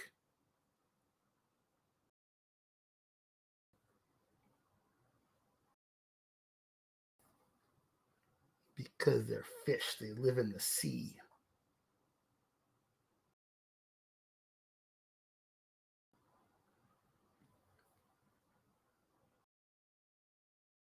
Interesting. What did you do to make her make sense with the fish crew? Actually, you know what? I feel like a cool alt model for that would be Spawn Mother.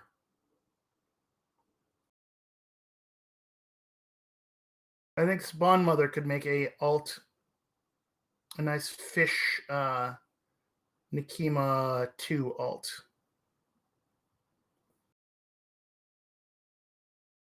Because sure as heck aren't using it for anything else.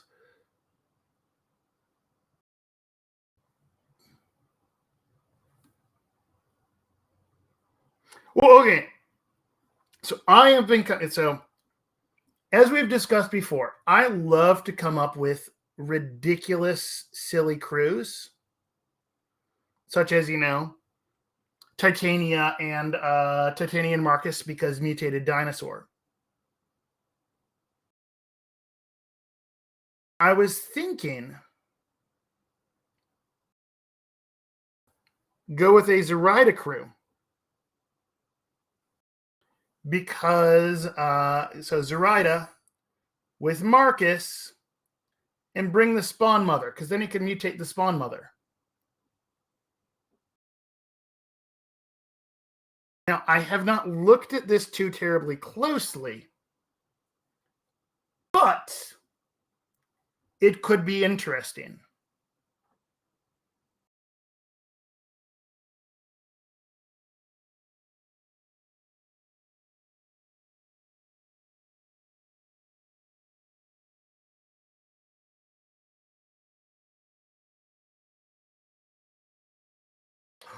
Oh, I just had a crazy idea. Okay.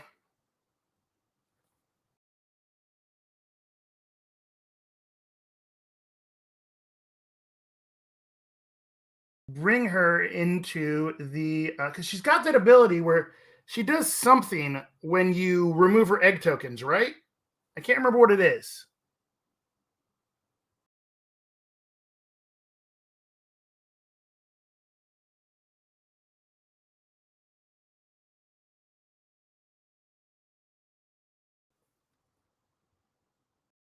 When an enemy removes an egg token, um, doesn't she get to like make an attack or a charge or something?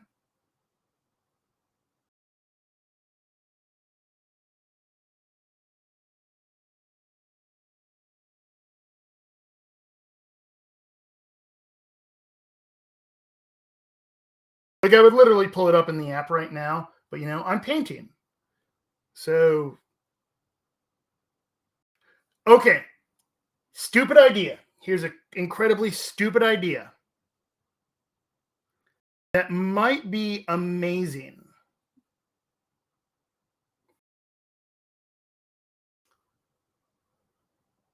Bring Zoraida with the spawn mother and Marcus and to carve a path and drop your eggs in such a way that they either have to go through and remove them with their path markers or, avoid them and send them to areas they don't want to kick them to.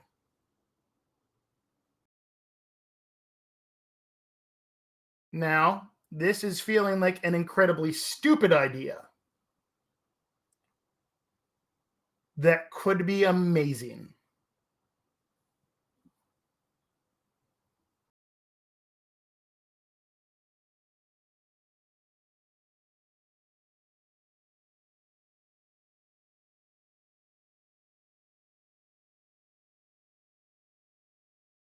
Oh yeah, ironically, so when I was playing as the ringer, not this tournament because I didn't need to play this tournament. The previous tournament,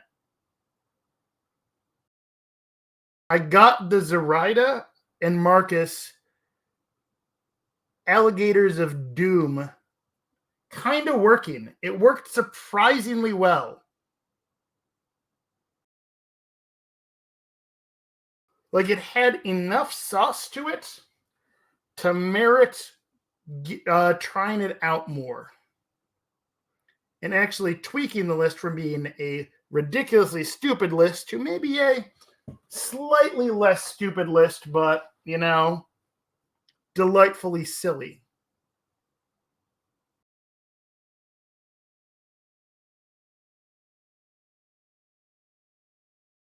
Because those gators have the potential to actually do some decent work.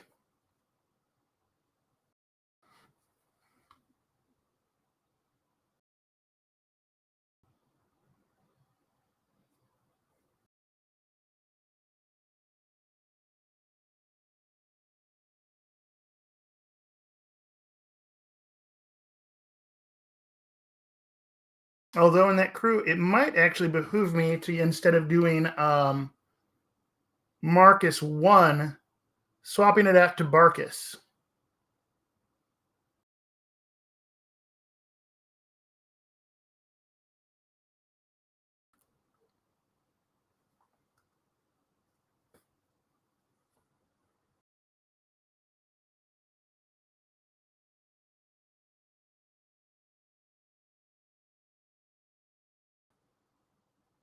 Yeah, now I have to get my head wrapped around him. Not he doesn't work. He plays so differently than Marcus 1.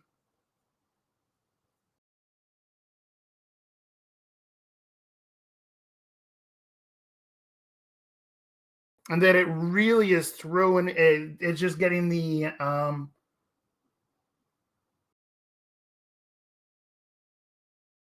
yeah, oh yeah, 4-6. That's with the Chimera.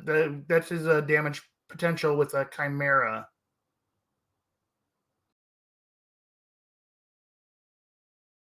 Oh, right. And it is round up for that, isn't it? So 3 upgrades is 2 damage, right?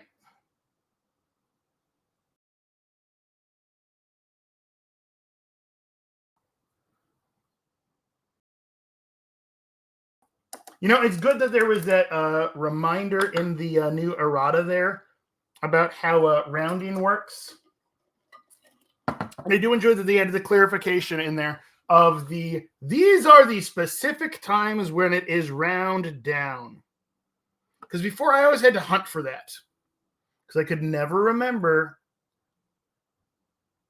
which ones it was. And I was like, is it this one or is it this one? And I could not remember. But now we know. And knowing is half the battle. G.I. Joe!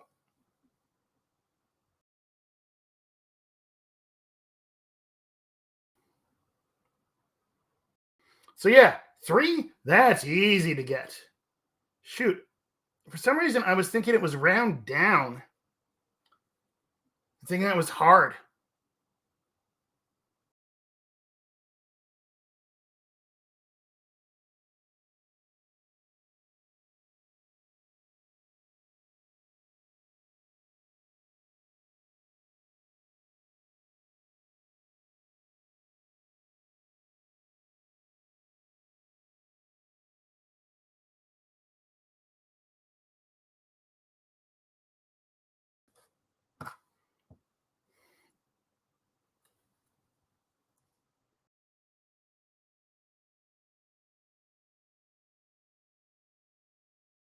Still trying to figure out, what works best to bring with him when I'm running him because it seems to just not. My crew has been a little bit too squishy with him so far.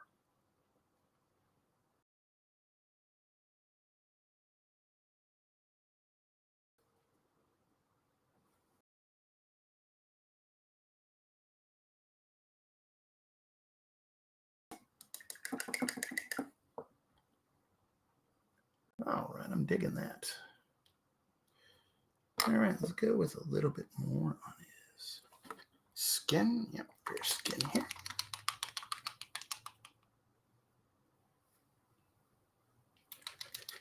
So, yeah, I tend to only end up running 1 cat, and I mean that might be a mistake. 2 cats might be a good thing. But I was looking at the possibility of if I go Arcanist Marcus was possibly Soulstone Kojo. Because I do like Kojo. I mean, Kojo can do some work.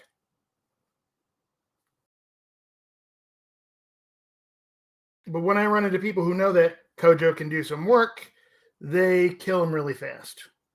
Because Enforcer, not Henchman.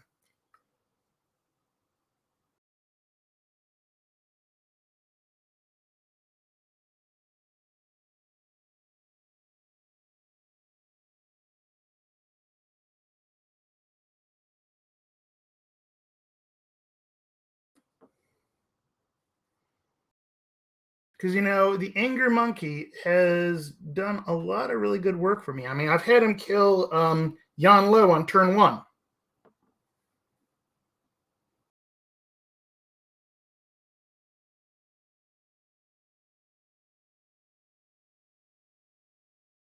Because he was able to just get deep in the backfields.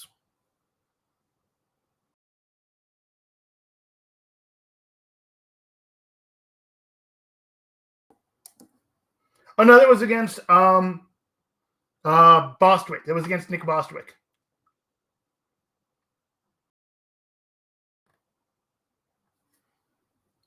Yeah, that was and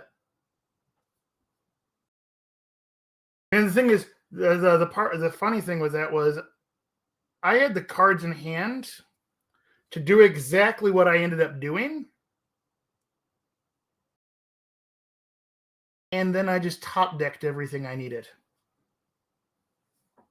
Which was absolutely nuts. It was just that perfect storm of murdery cards.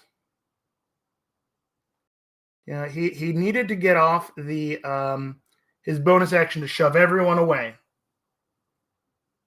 so that he could charge. And then he did. He top decked the trigger.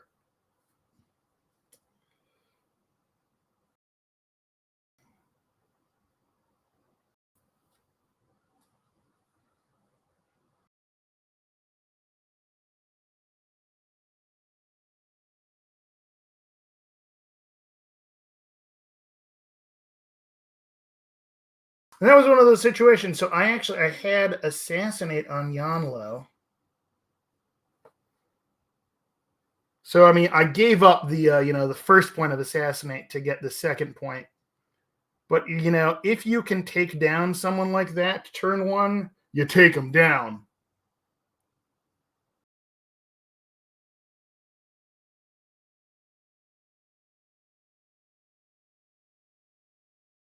Oh yeah, and it was Yanlo hadn't even activated yet at that point.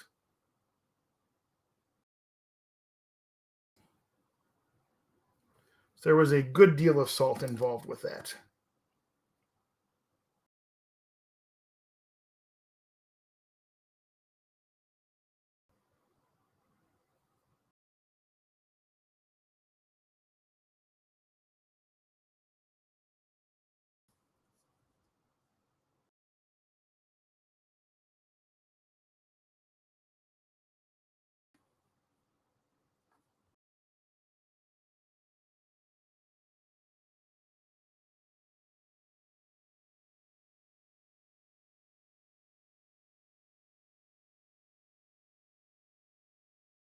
But yeah, the major problem with Koja though is he can be surprisingly squishy unless he's like all right up on Miranda.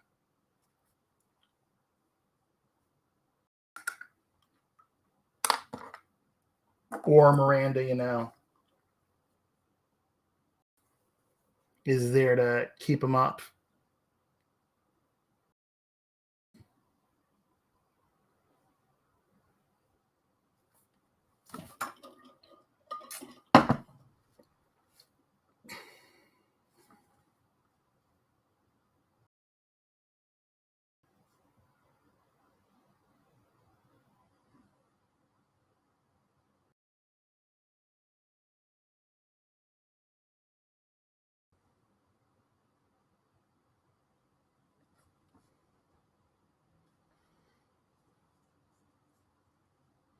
But yeah, I think I need to just kind of take a look at Barkus with a fresh set of eyes.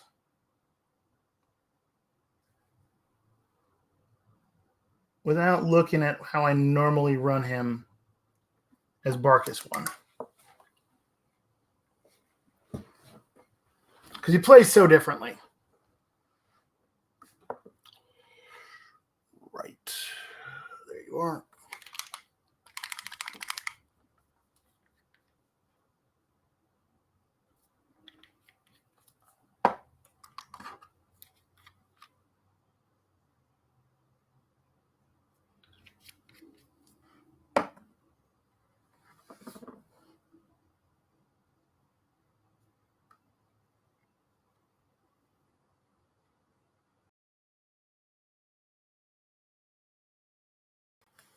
Because in the other model I need to actually get to the table that I have not tried out yet is Errata Rasputina. I've not actually had a chance to play her since the Errata last year. I'd been playing a bunch of Raspy 2 before that, but haven't had the chance to get new Raspy to the board. Maybe I should do that this coming week or so.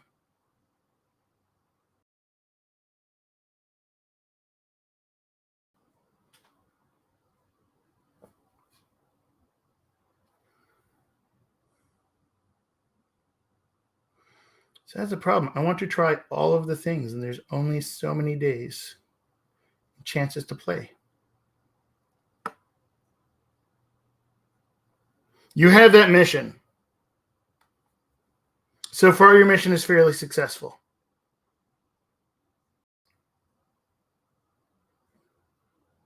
Okay, maybe not successful, but it is off to a start.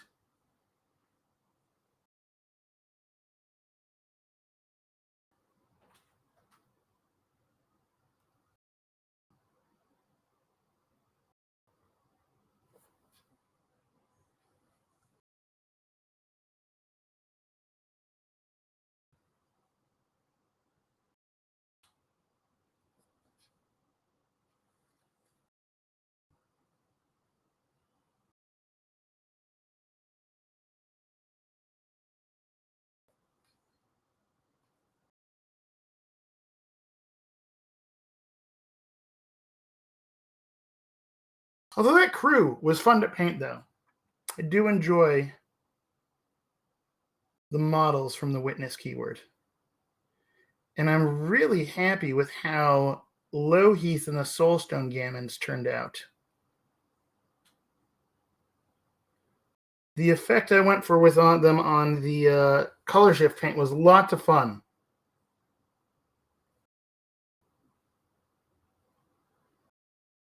Yeah, if I'm awake at that point, I am doing work usually.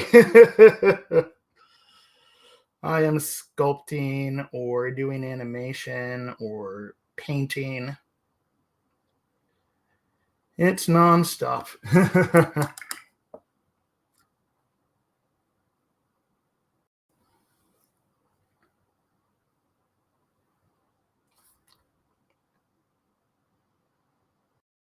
Also, I'm not a big fan of Vassal, unfortunately. I wish I enjoyed Vassal more than I do, but I think one of the problems with it for me is that because where I would be playing Vassal is where I sit all day long doing work.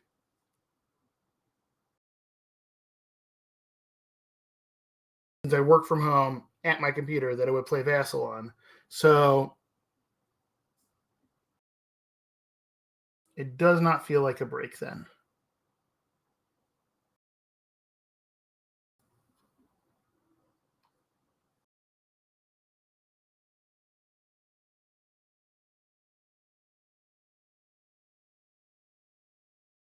So unfortunately for me, it just is not as rewarding as playing a game face to face with someone else.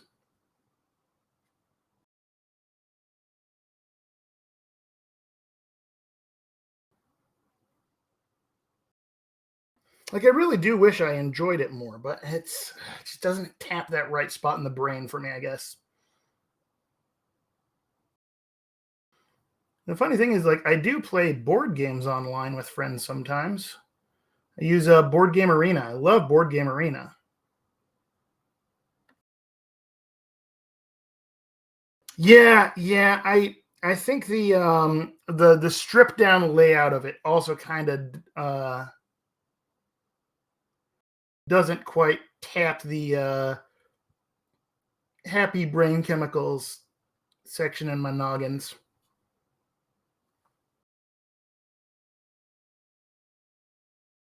Because it's so stripped down, it feels like a different game, even if it's got the same rules, you know?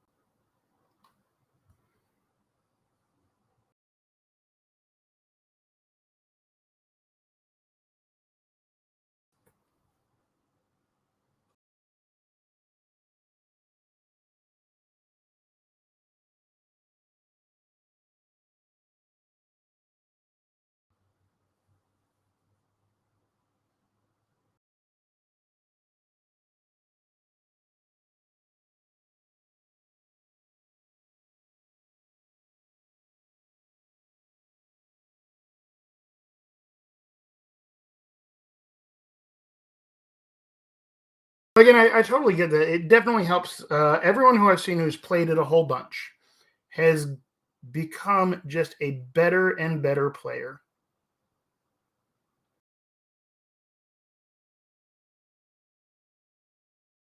because it really helped. I mean, as I've said many times, getting better at the game, it's all about getting those reps in. And that is the easiest way to get in a lot of reps.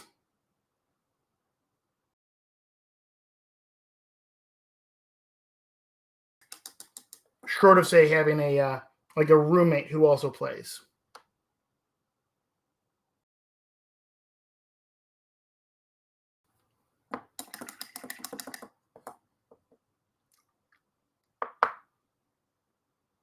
I can see that. All right, let's get this gold on those.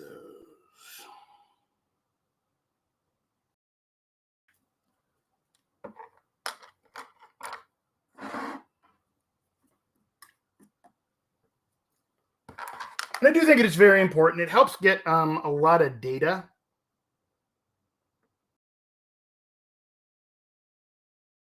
Well, see, if you drive, there's not any limit.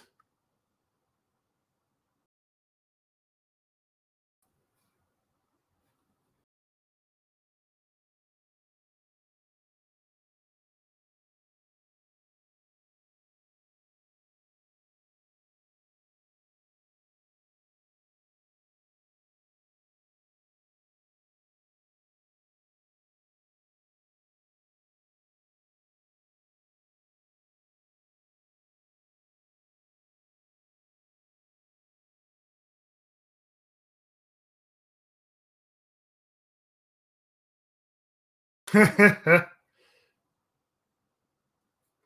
mean, I take all of my terrain, and this is over 20 tables worth of terrain. It all fits in my little Nissan.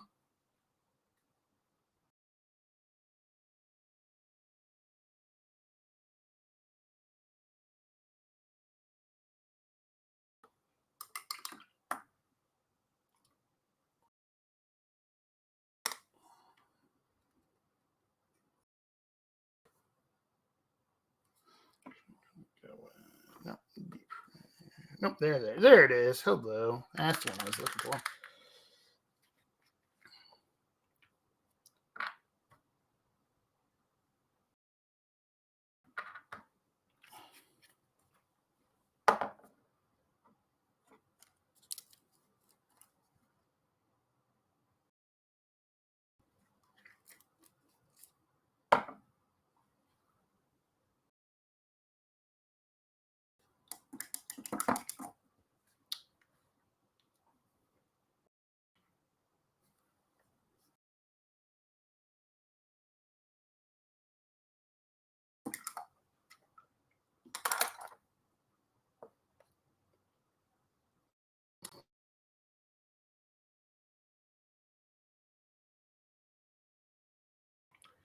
Start in on detailing these bows up a little bit there.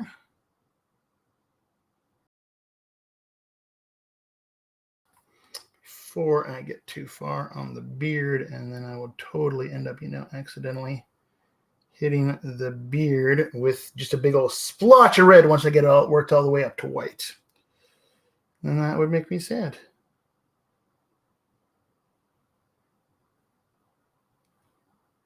Because that's what happens, right?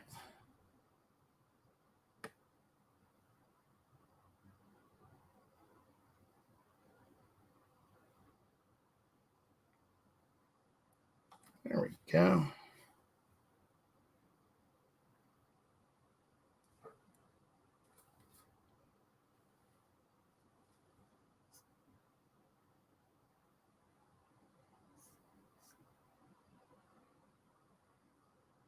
Funny thing is, I don't mind the long road trips. Because it takes me like 21 hours to drive all the way to Las Vegas for LVO. And I actually really enjoy the drive. It's an absolute, once I get outside, so up through Texas, yeah, that kind of gets a little bit boring because it's going up through the panhandle there. But once I get out of Texas, oh my gosh, it is a gorgeous drive. Absolutely love it. Just some really beautiful views. So great views. listen to an audiobook. Yeah, I think also I think it took like 10. Also, I don't take when I go to LVO, I take the route that's up and over through the Panhandle and goes through Albuquerque, because I like that better than driving straight west throughout the El Paso area.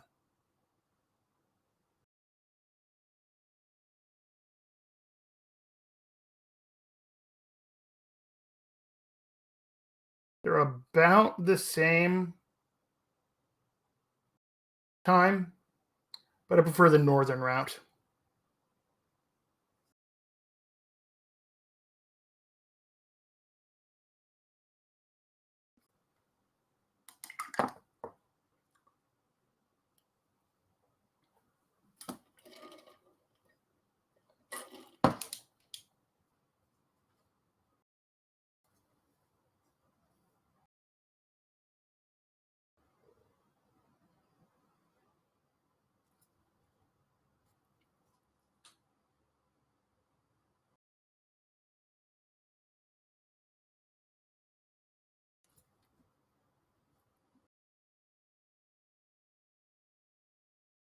No, I ended up staying. Last time I drove, I ended up staying in Albuquerque. I think that's probably where I'm going to stay again this time. I'm going to double check.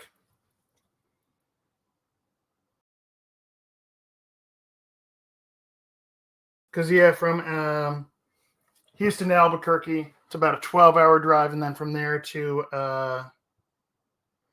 Vegas is about an 8 or 9-hour drive. There's not really any major cities in between.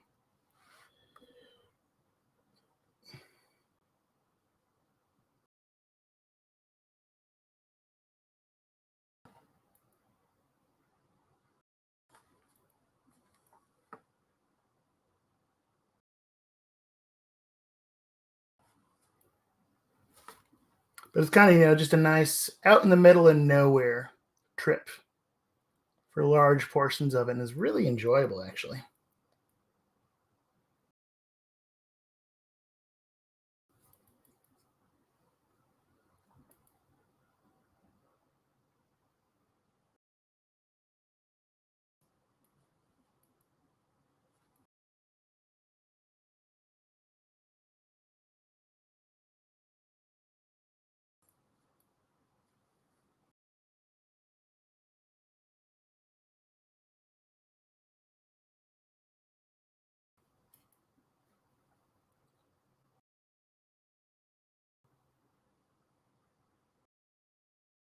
I've got my hotel booked for LVO. I got to get my halfway hotel figured out.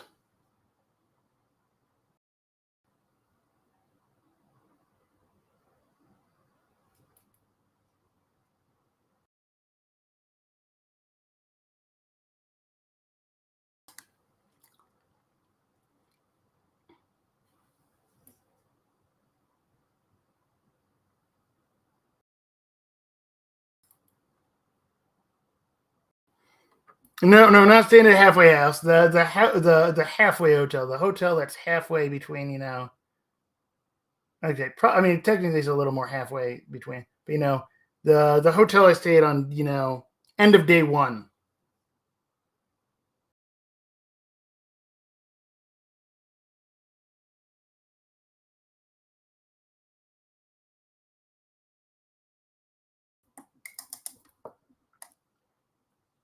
Okay, let's see. I did build. Let's go with a little bit more of that.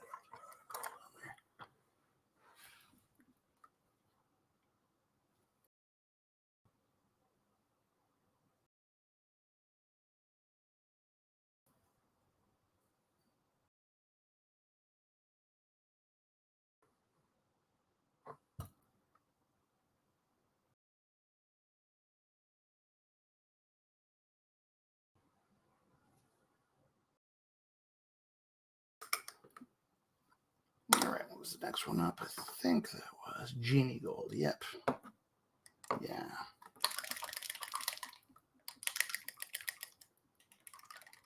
Yeah. A halfway house for painting. Oh, seriously. Painting in games. Oh man, they get all mad at me because I got a car full of terrain at that point. Then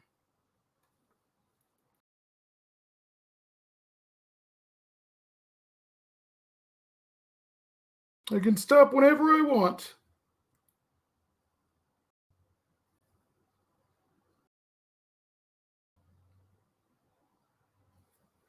The lie detector determined that was a lie.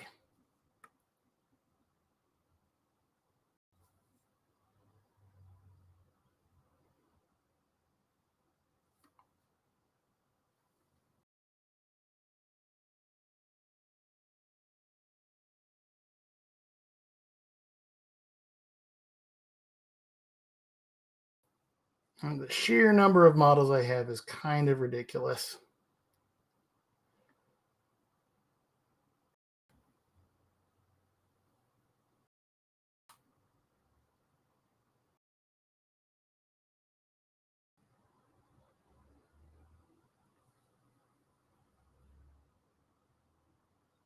Ooh, yes, Desert Master Dila de los Muertos. See, I got those too. I got to paint those up as well.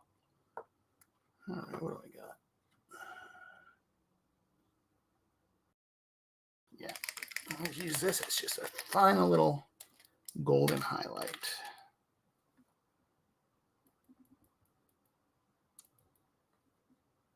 That'll work.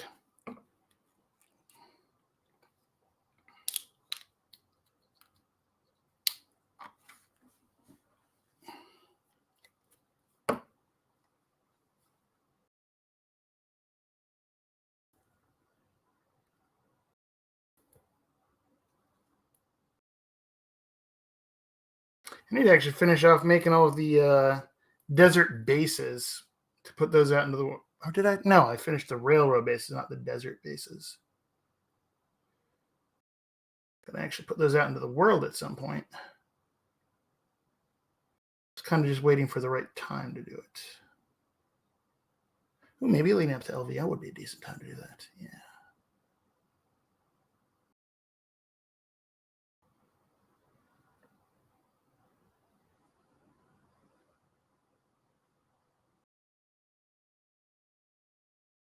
There we go. I'm digging those bells. Modding versatile for the so you're making some Dia de los Muertos versatiles.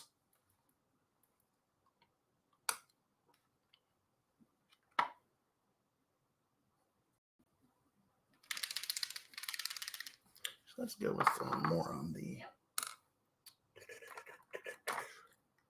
beard. Needs a bit more. Let's do some more on the beard. I think could I make the jump to a pure white yet? Almost. Not quite there.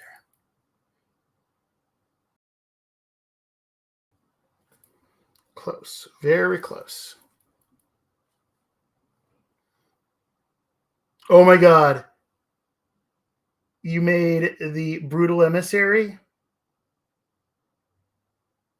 into a, so instead of holding a cage, he's holding a pinata, and his sword is a stick now.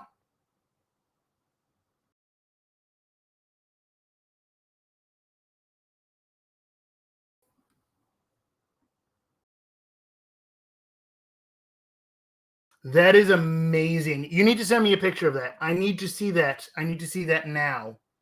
Okay, I won't be able to see it now because I am streaming, but send me that in a message. I need to see that very soon because that is amazing.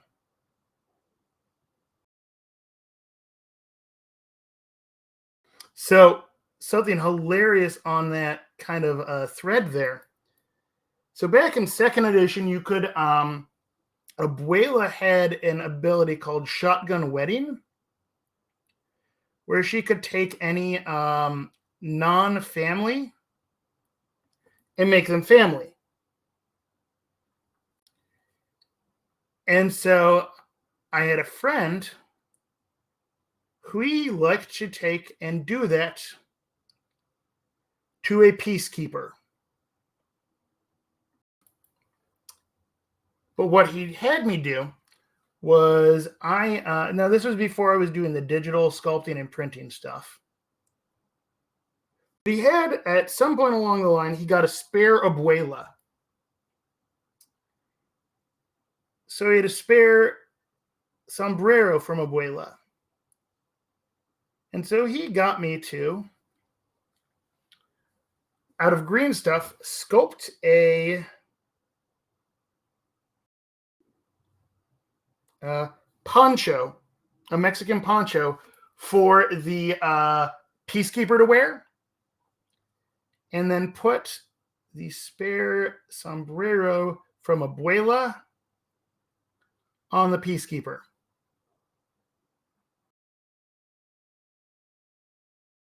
So there's a peacekeeper wearing a sombrero and a big old Mexican poncho.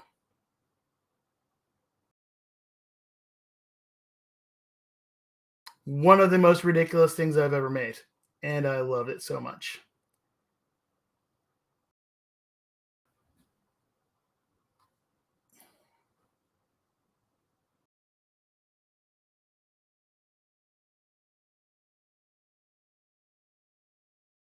Yeah, it was truly ridiculous in all the best ways.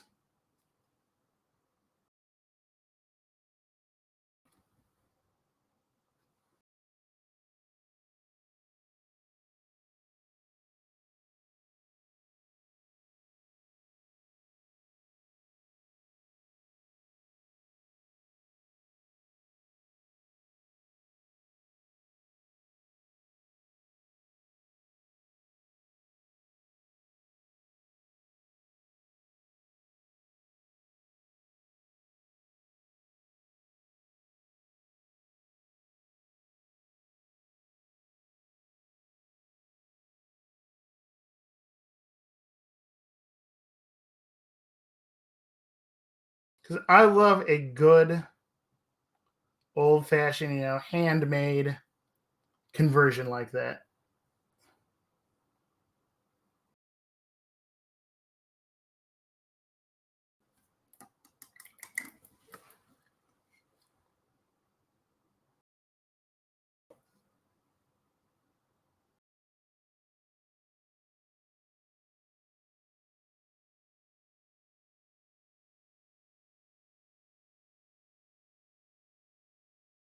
And so here's one. So I mean, obviously, I do a lot with 3D printing. It's one of those things where ultimately, if I had, if I hadn't done that before, I probably would have. If I had that project presented to me right now, I probably would have tried to come up with a way to 3D print stuff for it there. And I don't think it would have turned out quite as well.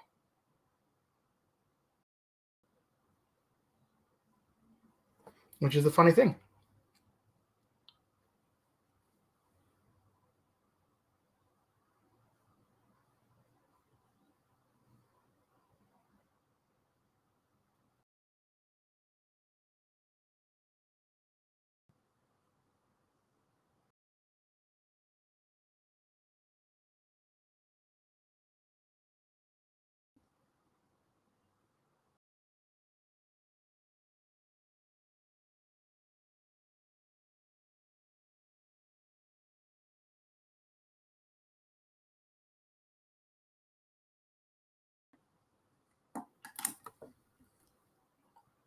This guy's looking fun. I'm digging this guy. This guy's a really fun model. Right, so I did that. I did those. All right, 73. Yep, that's the one I need next.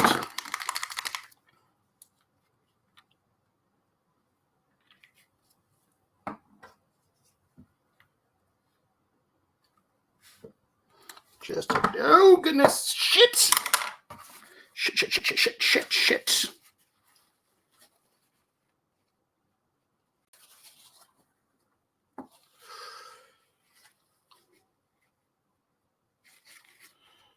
It's all right. I just dropped him directly into my wet palette. It's okay. I saved him. We're good. Okay.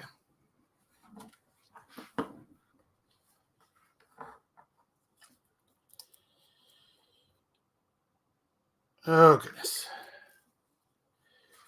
Oh, that could have been bad. That could have been very bad.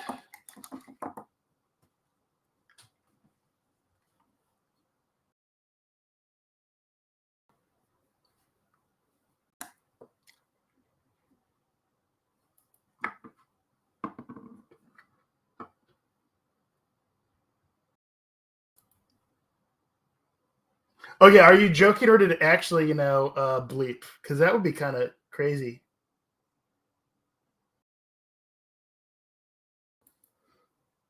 I'm just assuming I just, went a little blue on this there because that, happens.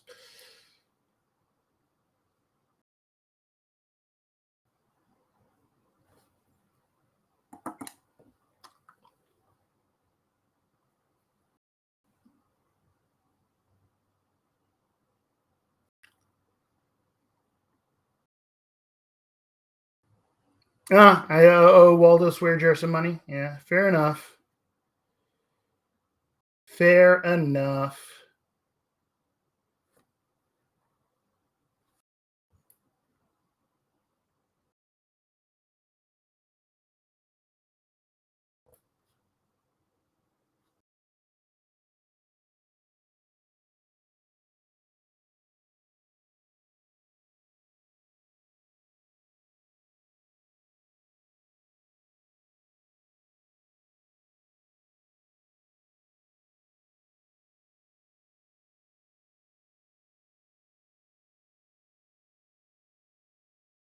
There we go. I like that.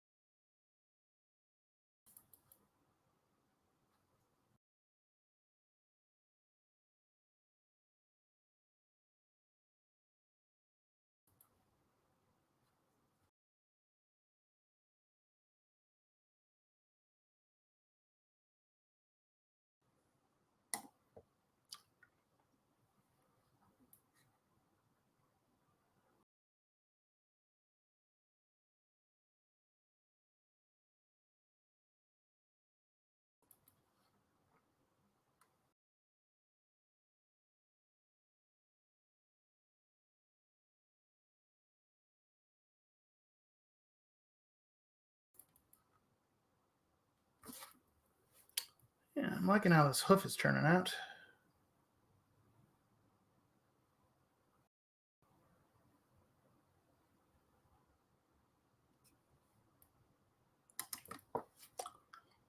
Alrighty. Oh, I should probably scoot some of these paints because I'm just going to keep bumping into them. Whee! Put those back up there. I'm done with those ones.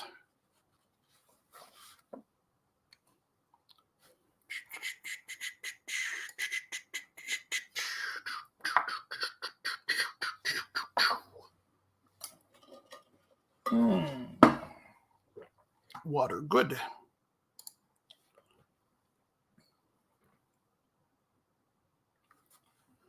See those on his claws there.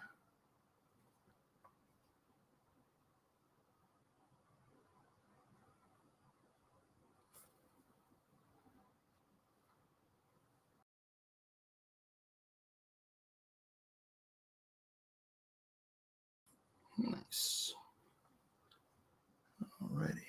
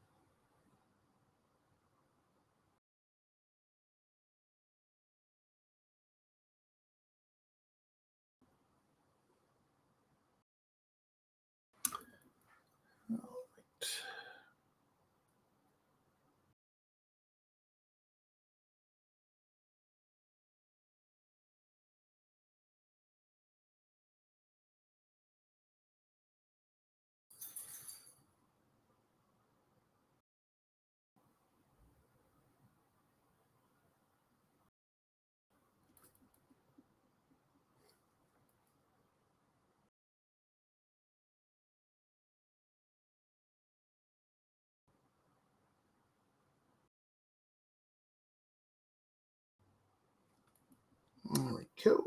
It's coming along.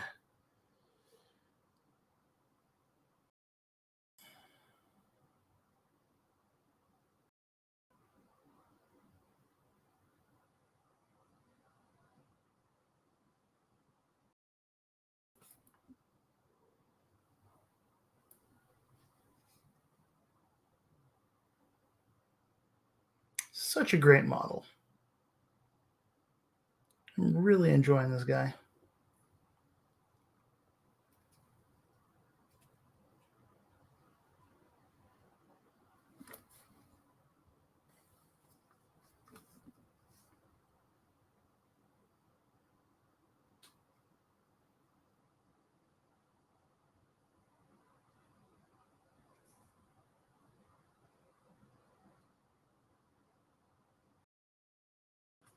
This is one of those models where I'm like, oh man, I really don't want to mess them up because they are. This set is hard to find now. I don't think it was available during the Black Friday sale.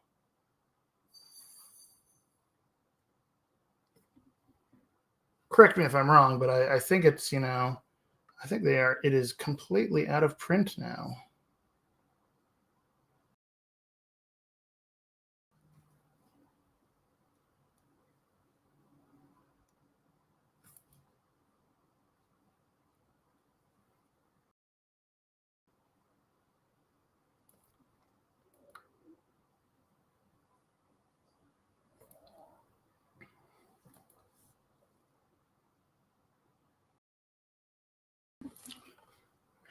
Actually, on the screen there.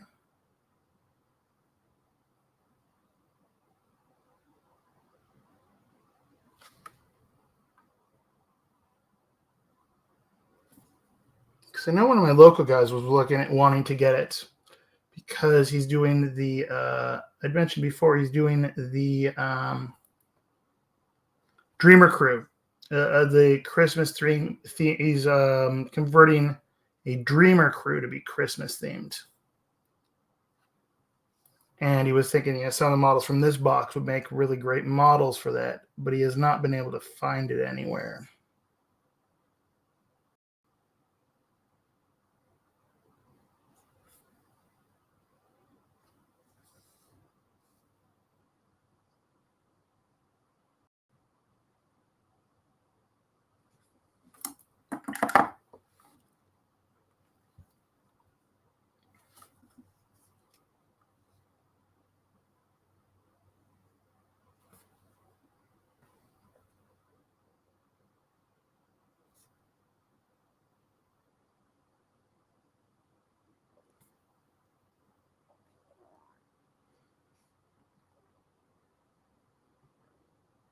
I really have to figure out exactly how I want to base these guys because they've got to have, some epically awesome basing. But will it be like presents or I'm not quite sure.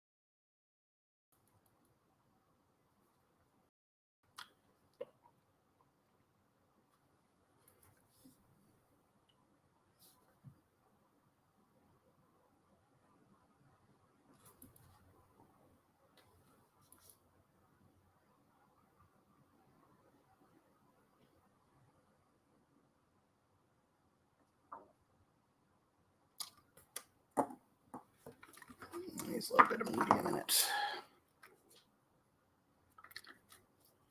To really get that fine lines. There we go.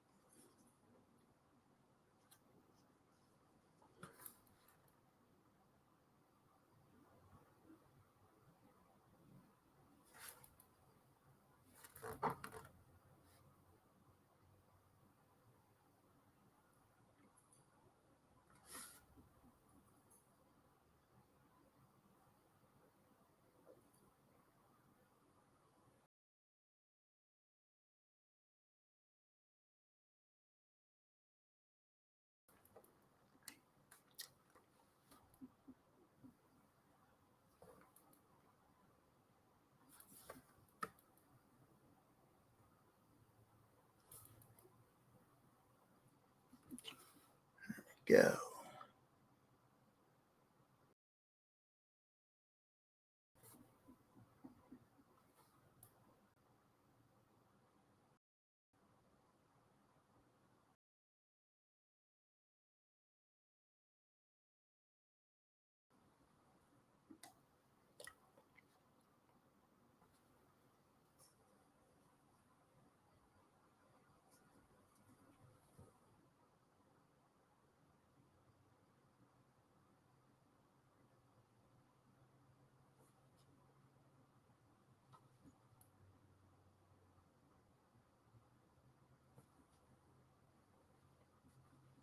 Yeah, this guy is so much fun. Lots of great little details on him.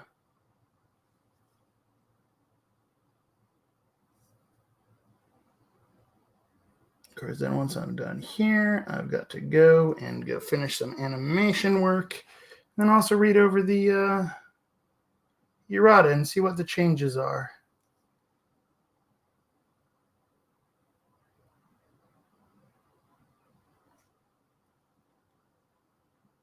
Also need to make sure I update the LVO event. Let's need to remind people, hey, there's a new errata. Make sure you got the appropriate cards.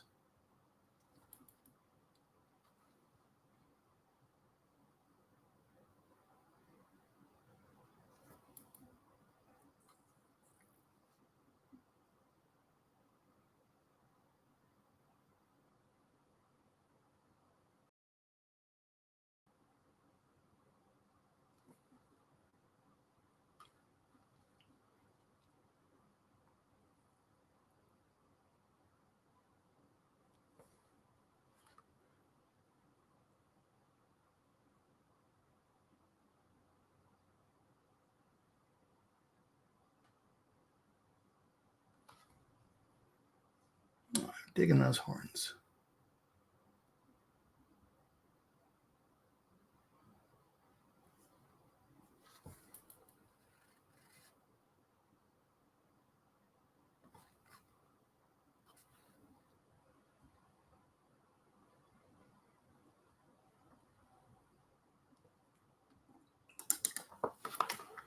All right, so it means I've got to take the white, the fur, and push it up a little bit more now.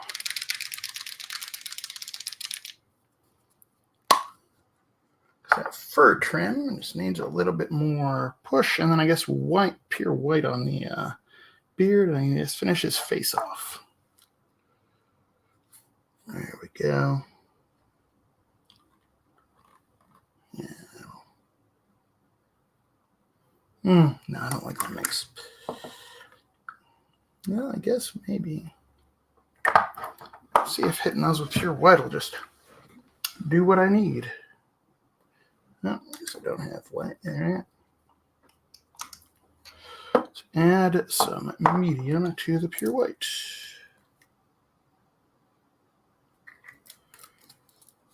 Here we go. Let's do a little bit of that. And mix that together. There we go. That is what I need. Just turn the palette around.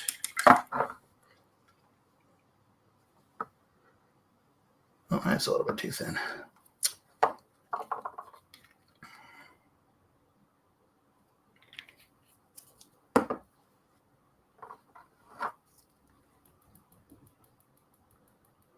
There we go. Beautiful.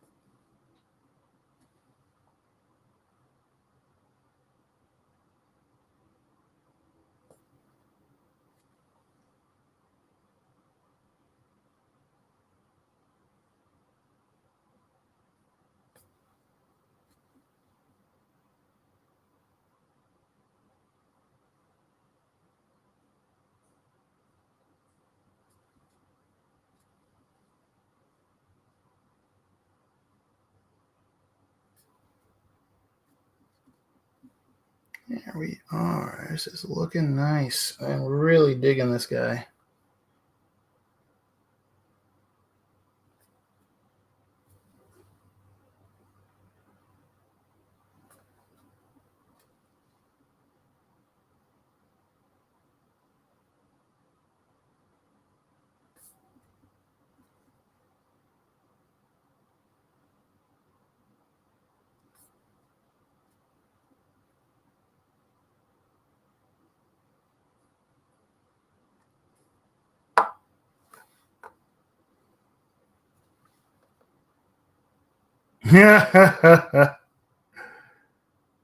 Lucky for me then.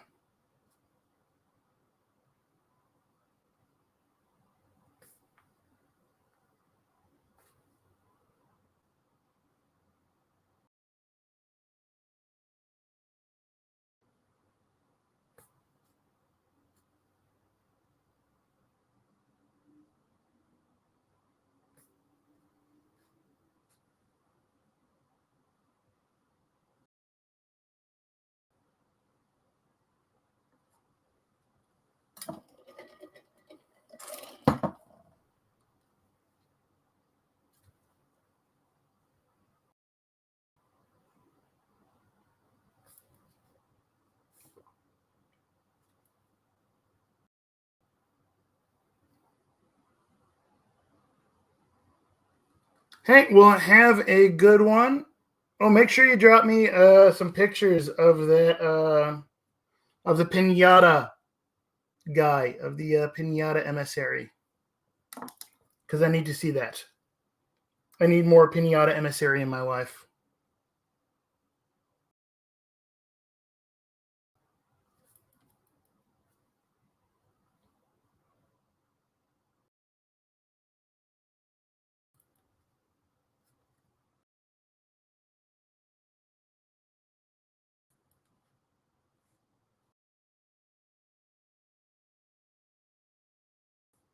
I look forward to seeing the pinata emissary. Well, it seems like a slightly less brutal emissary. Because pinatas aren't that brutal, but it'll be glorious and beautiful.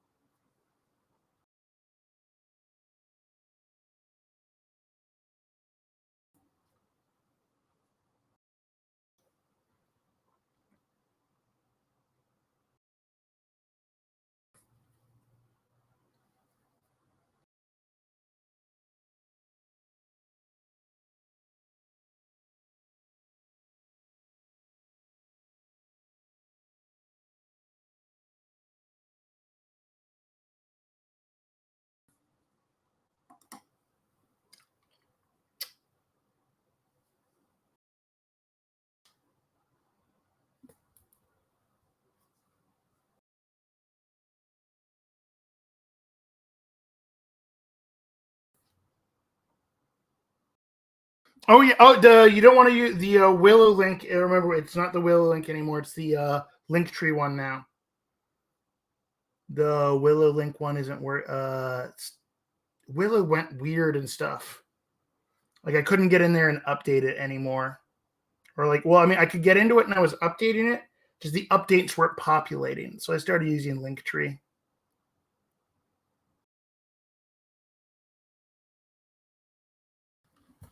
Oh yeah, we got about 10 minutes left here.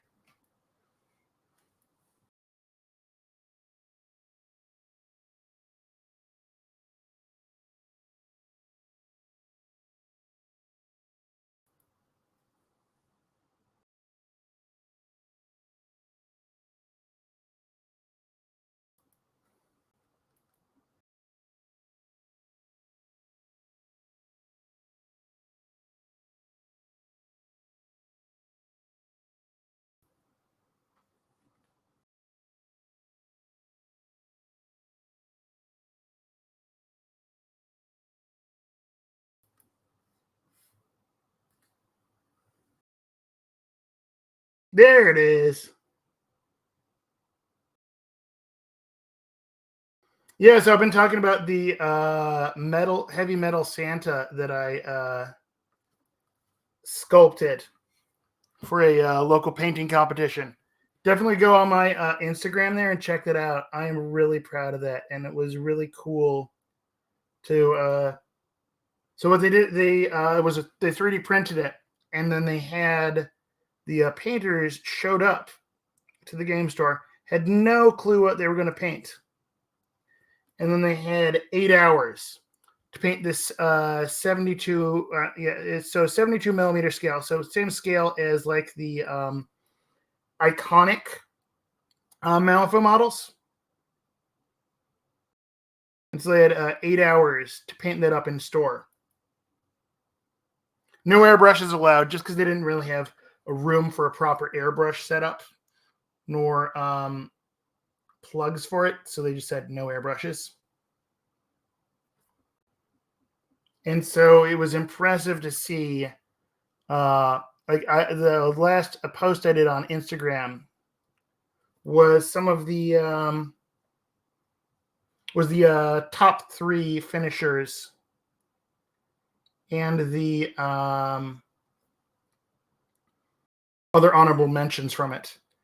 And man, the I don't know, if I had painted in that competition, I don't know if I could have gotten to the level that they had those painted in just 8 hours.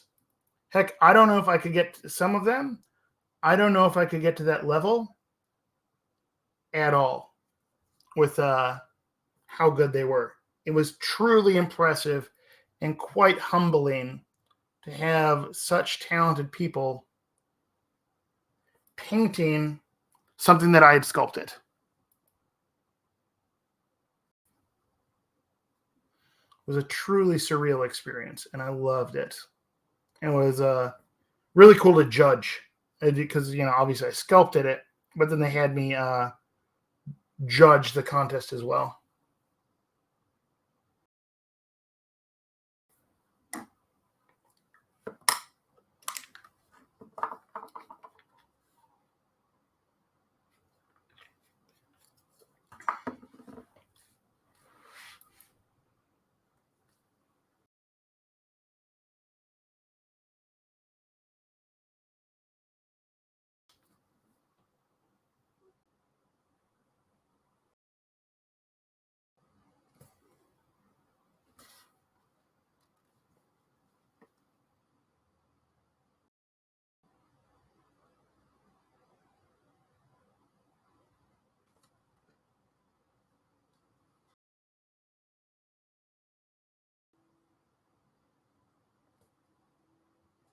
Do love this model. This is a great model.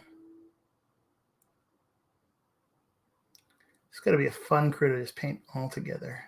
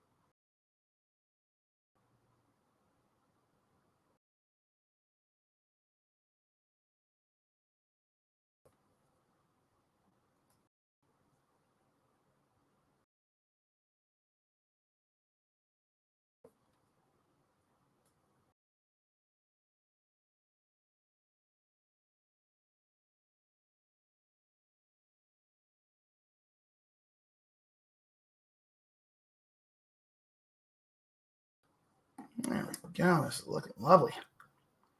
Dig this little dude. Or big dude. I'd say he's probably a big dude. Yeah, more of a big dude than a little dude.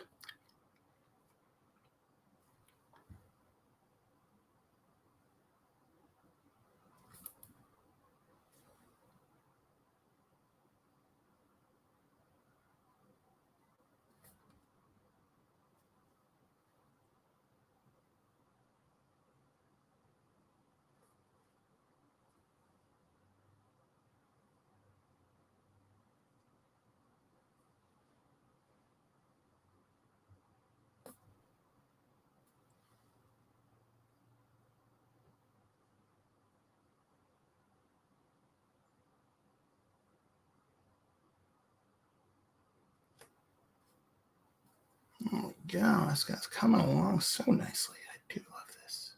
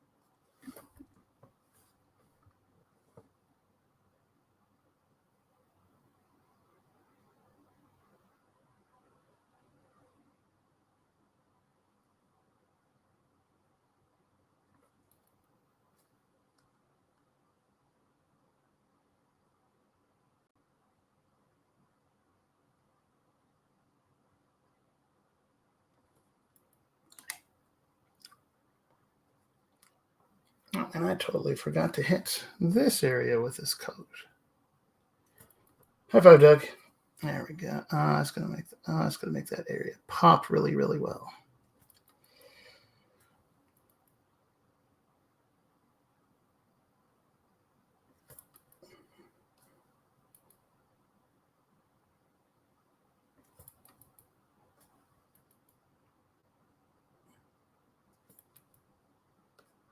So I really enjoy how I've got, because I went all the way up to white on both of those, but because that one's cool and that one is, very warm, and it gives a nice contrast between them. So I dig that.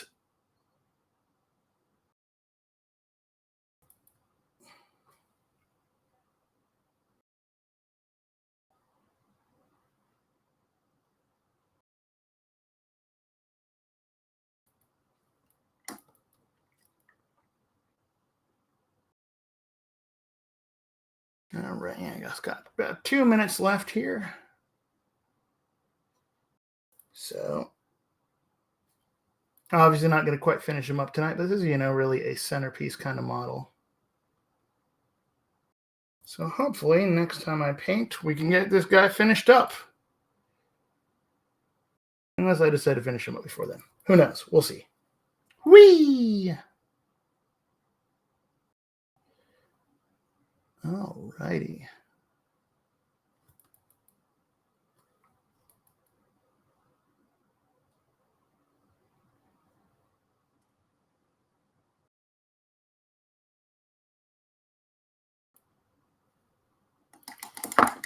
That's looking nice.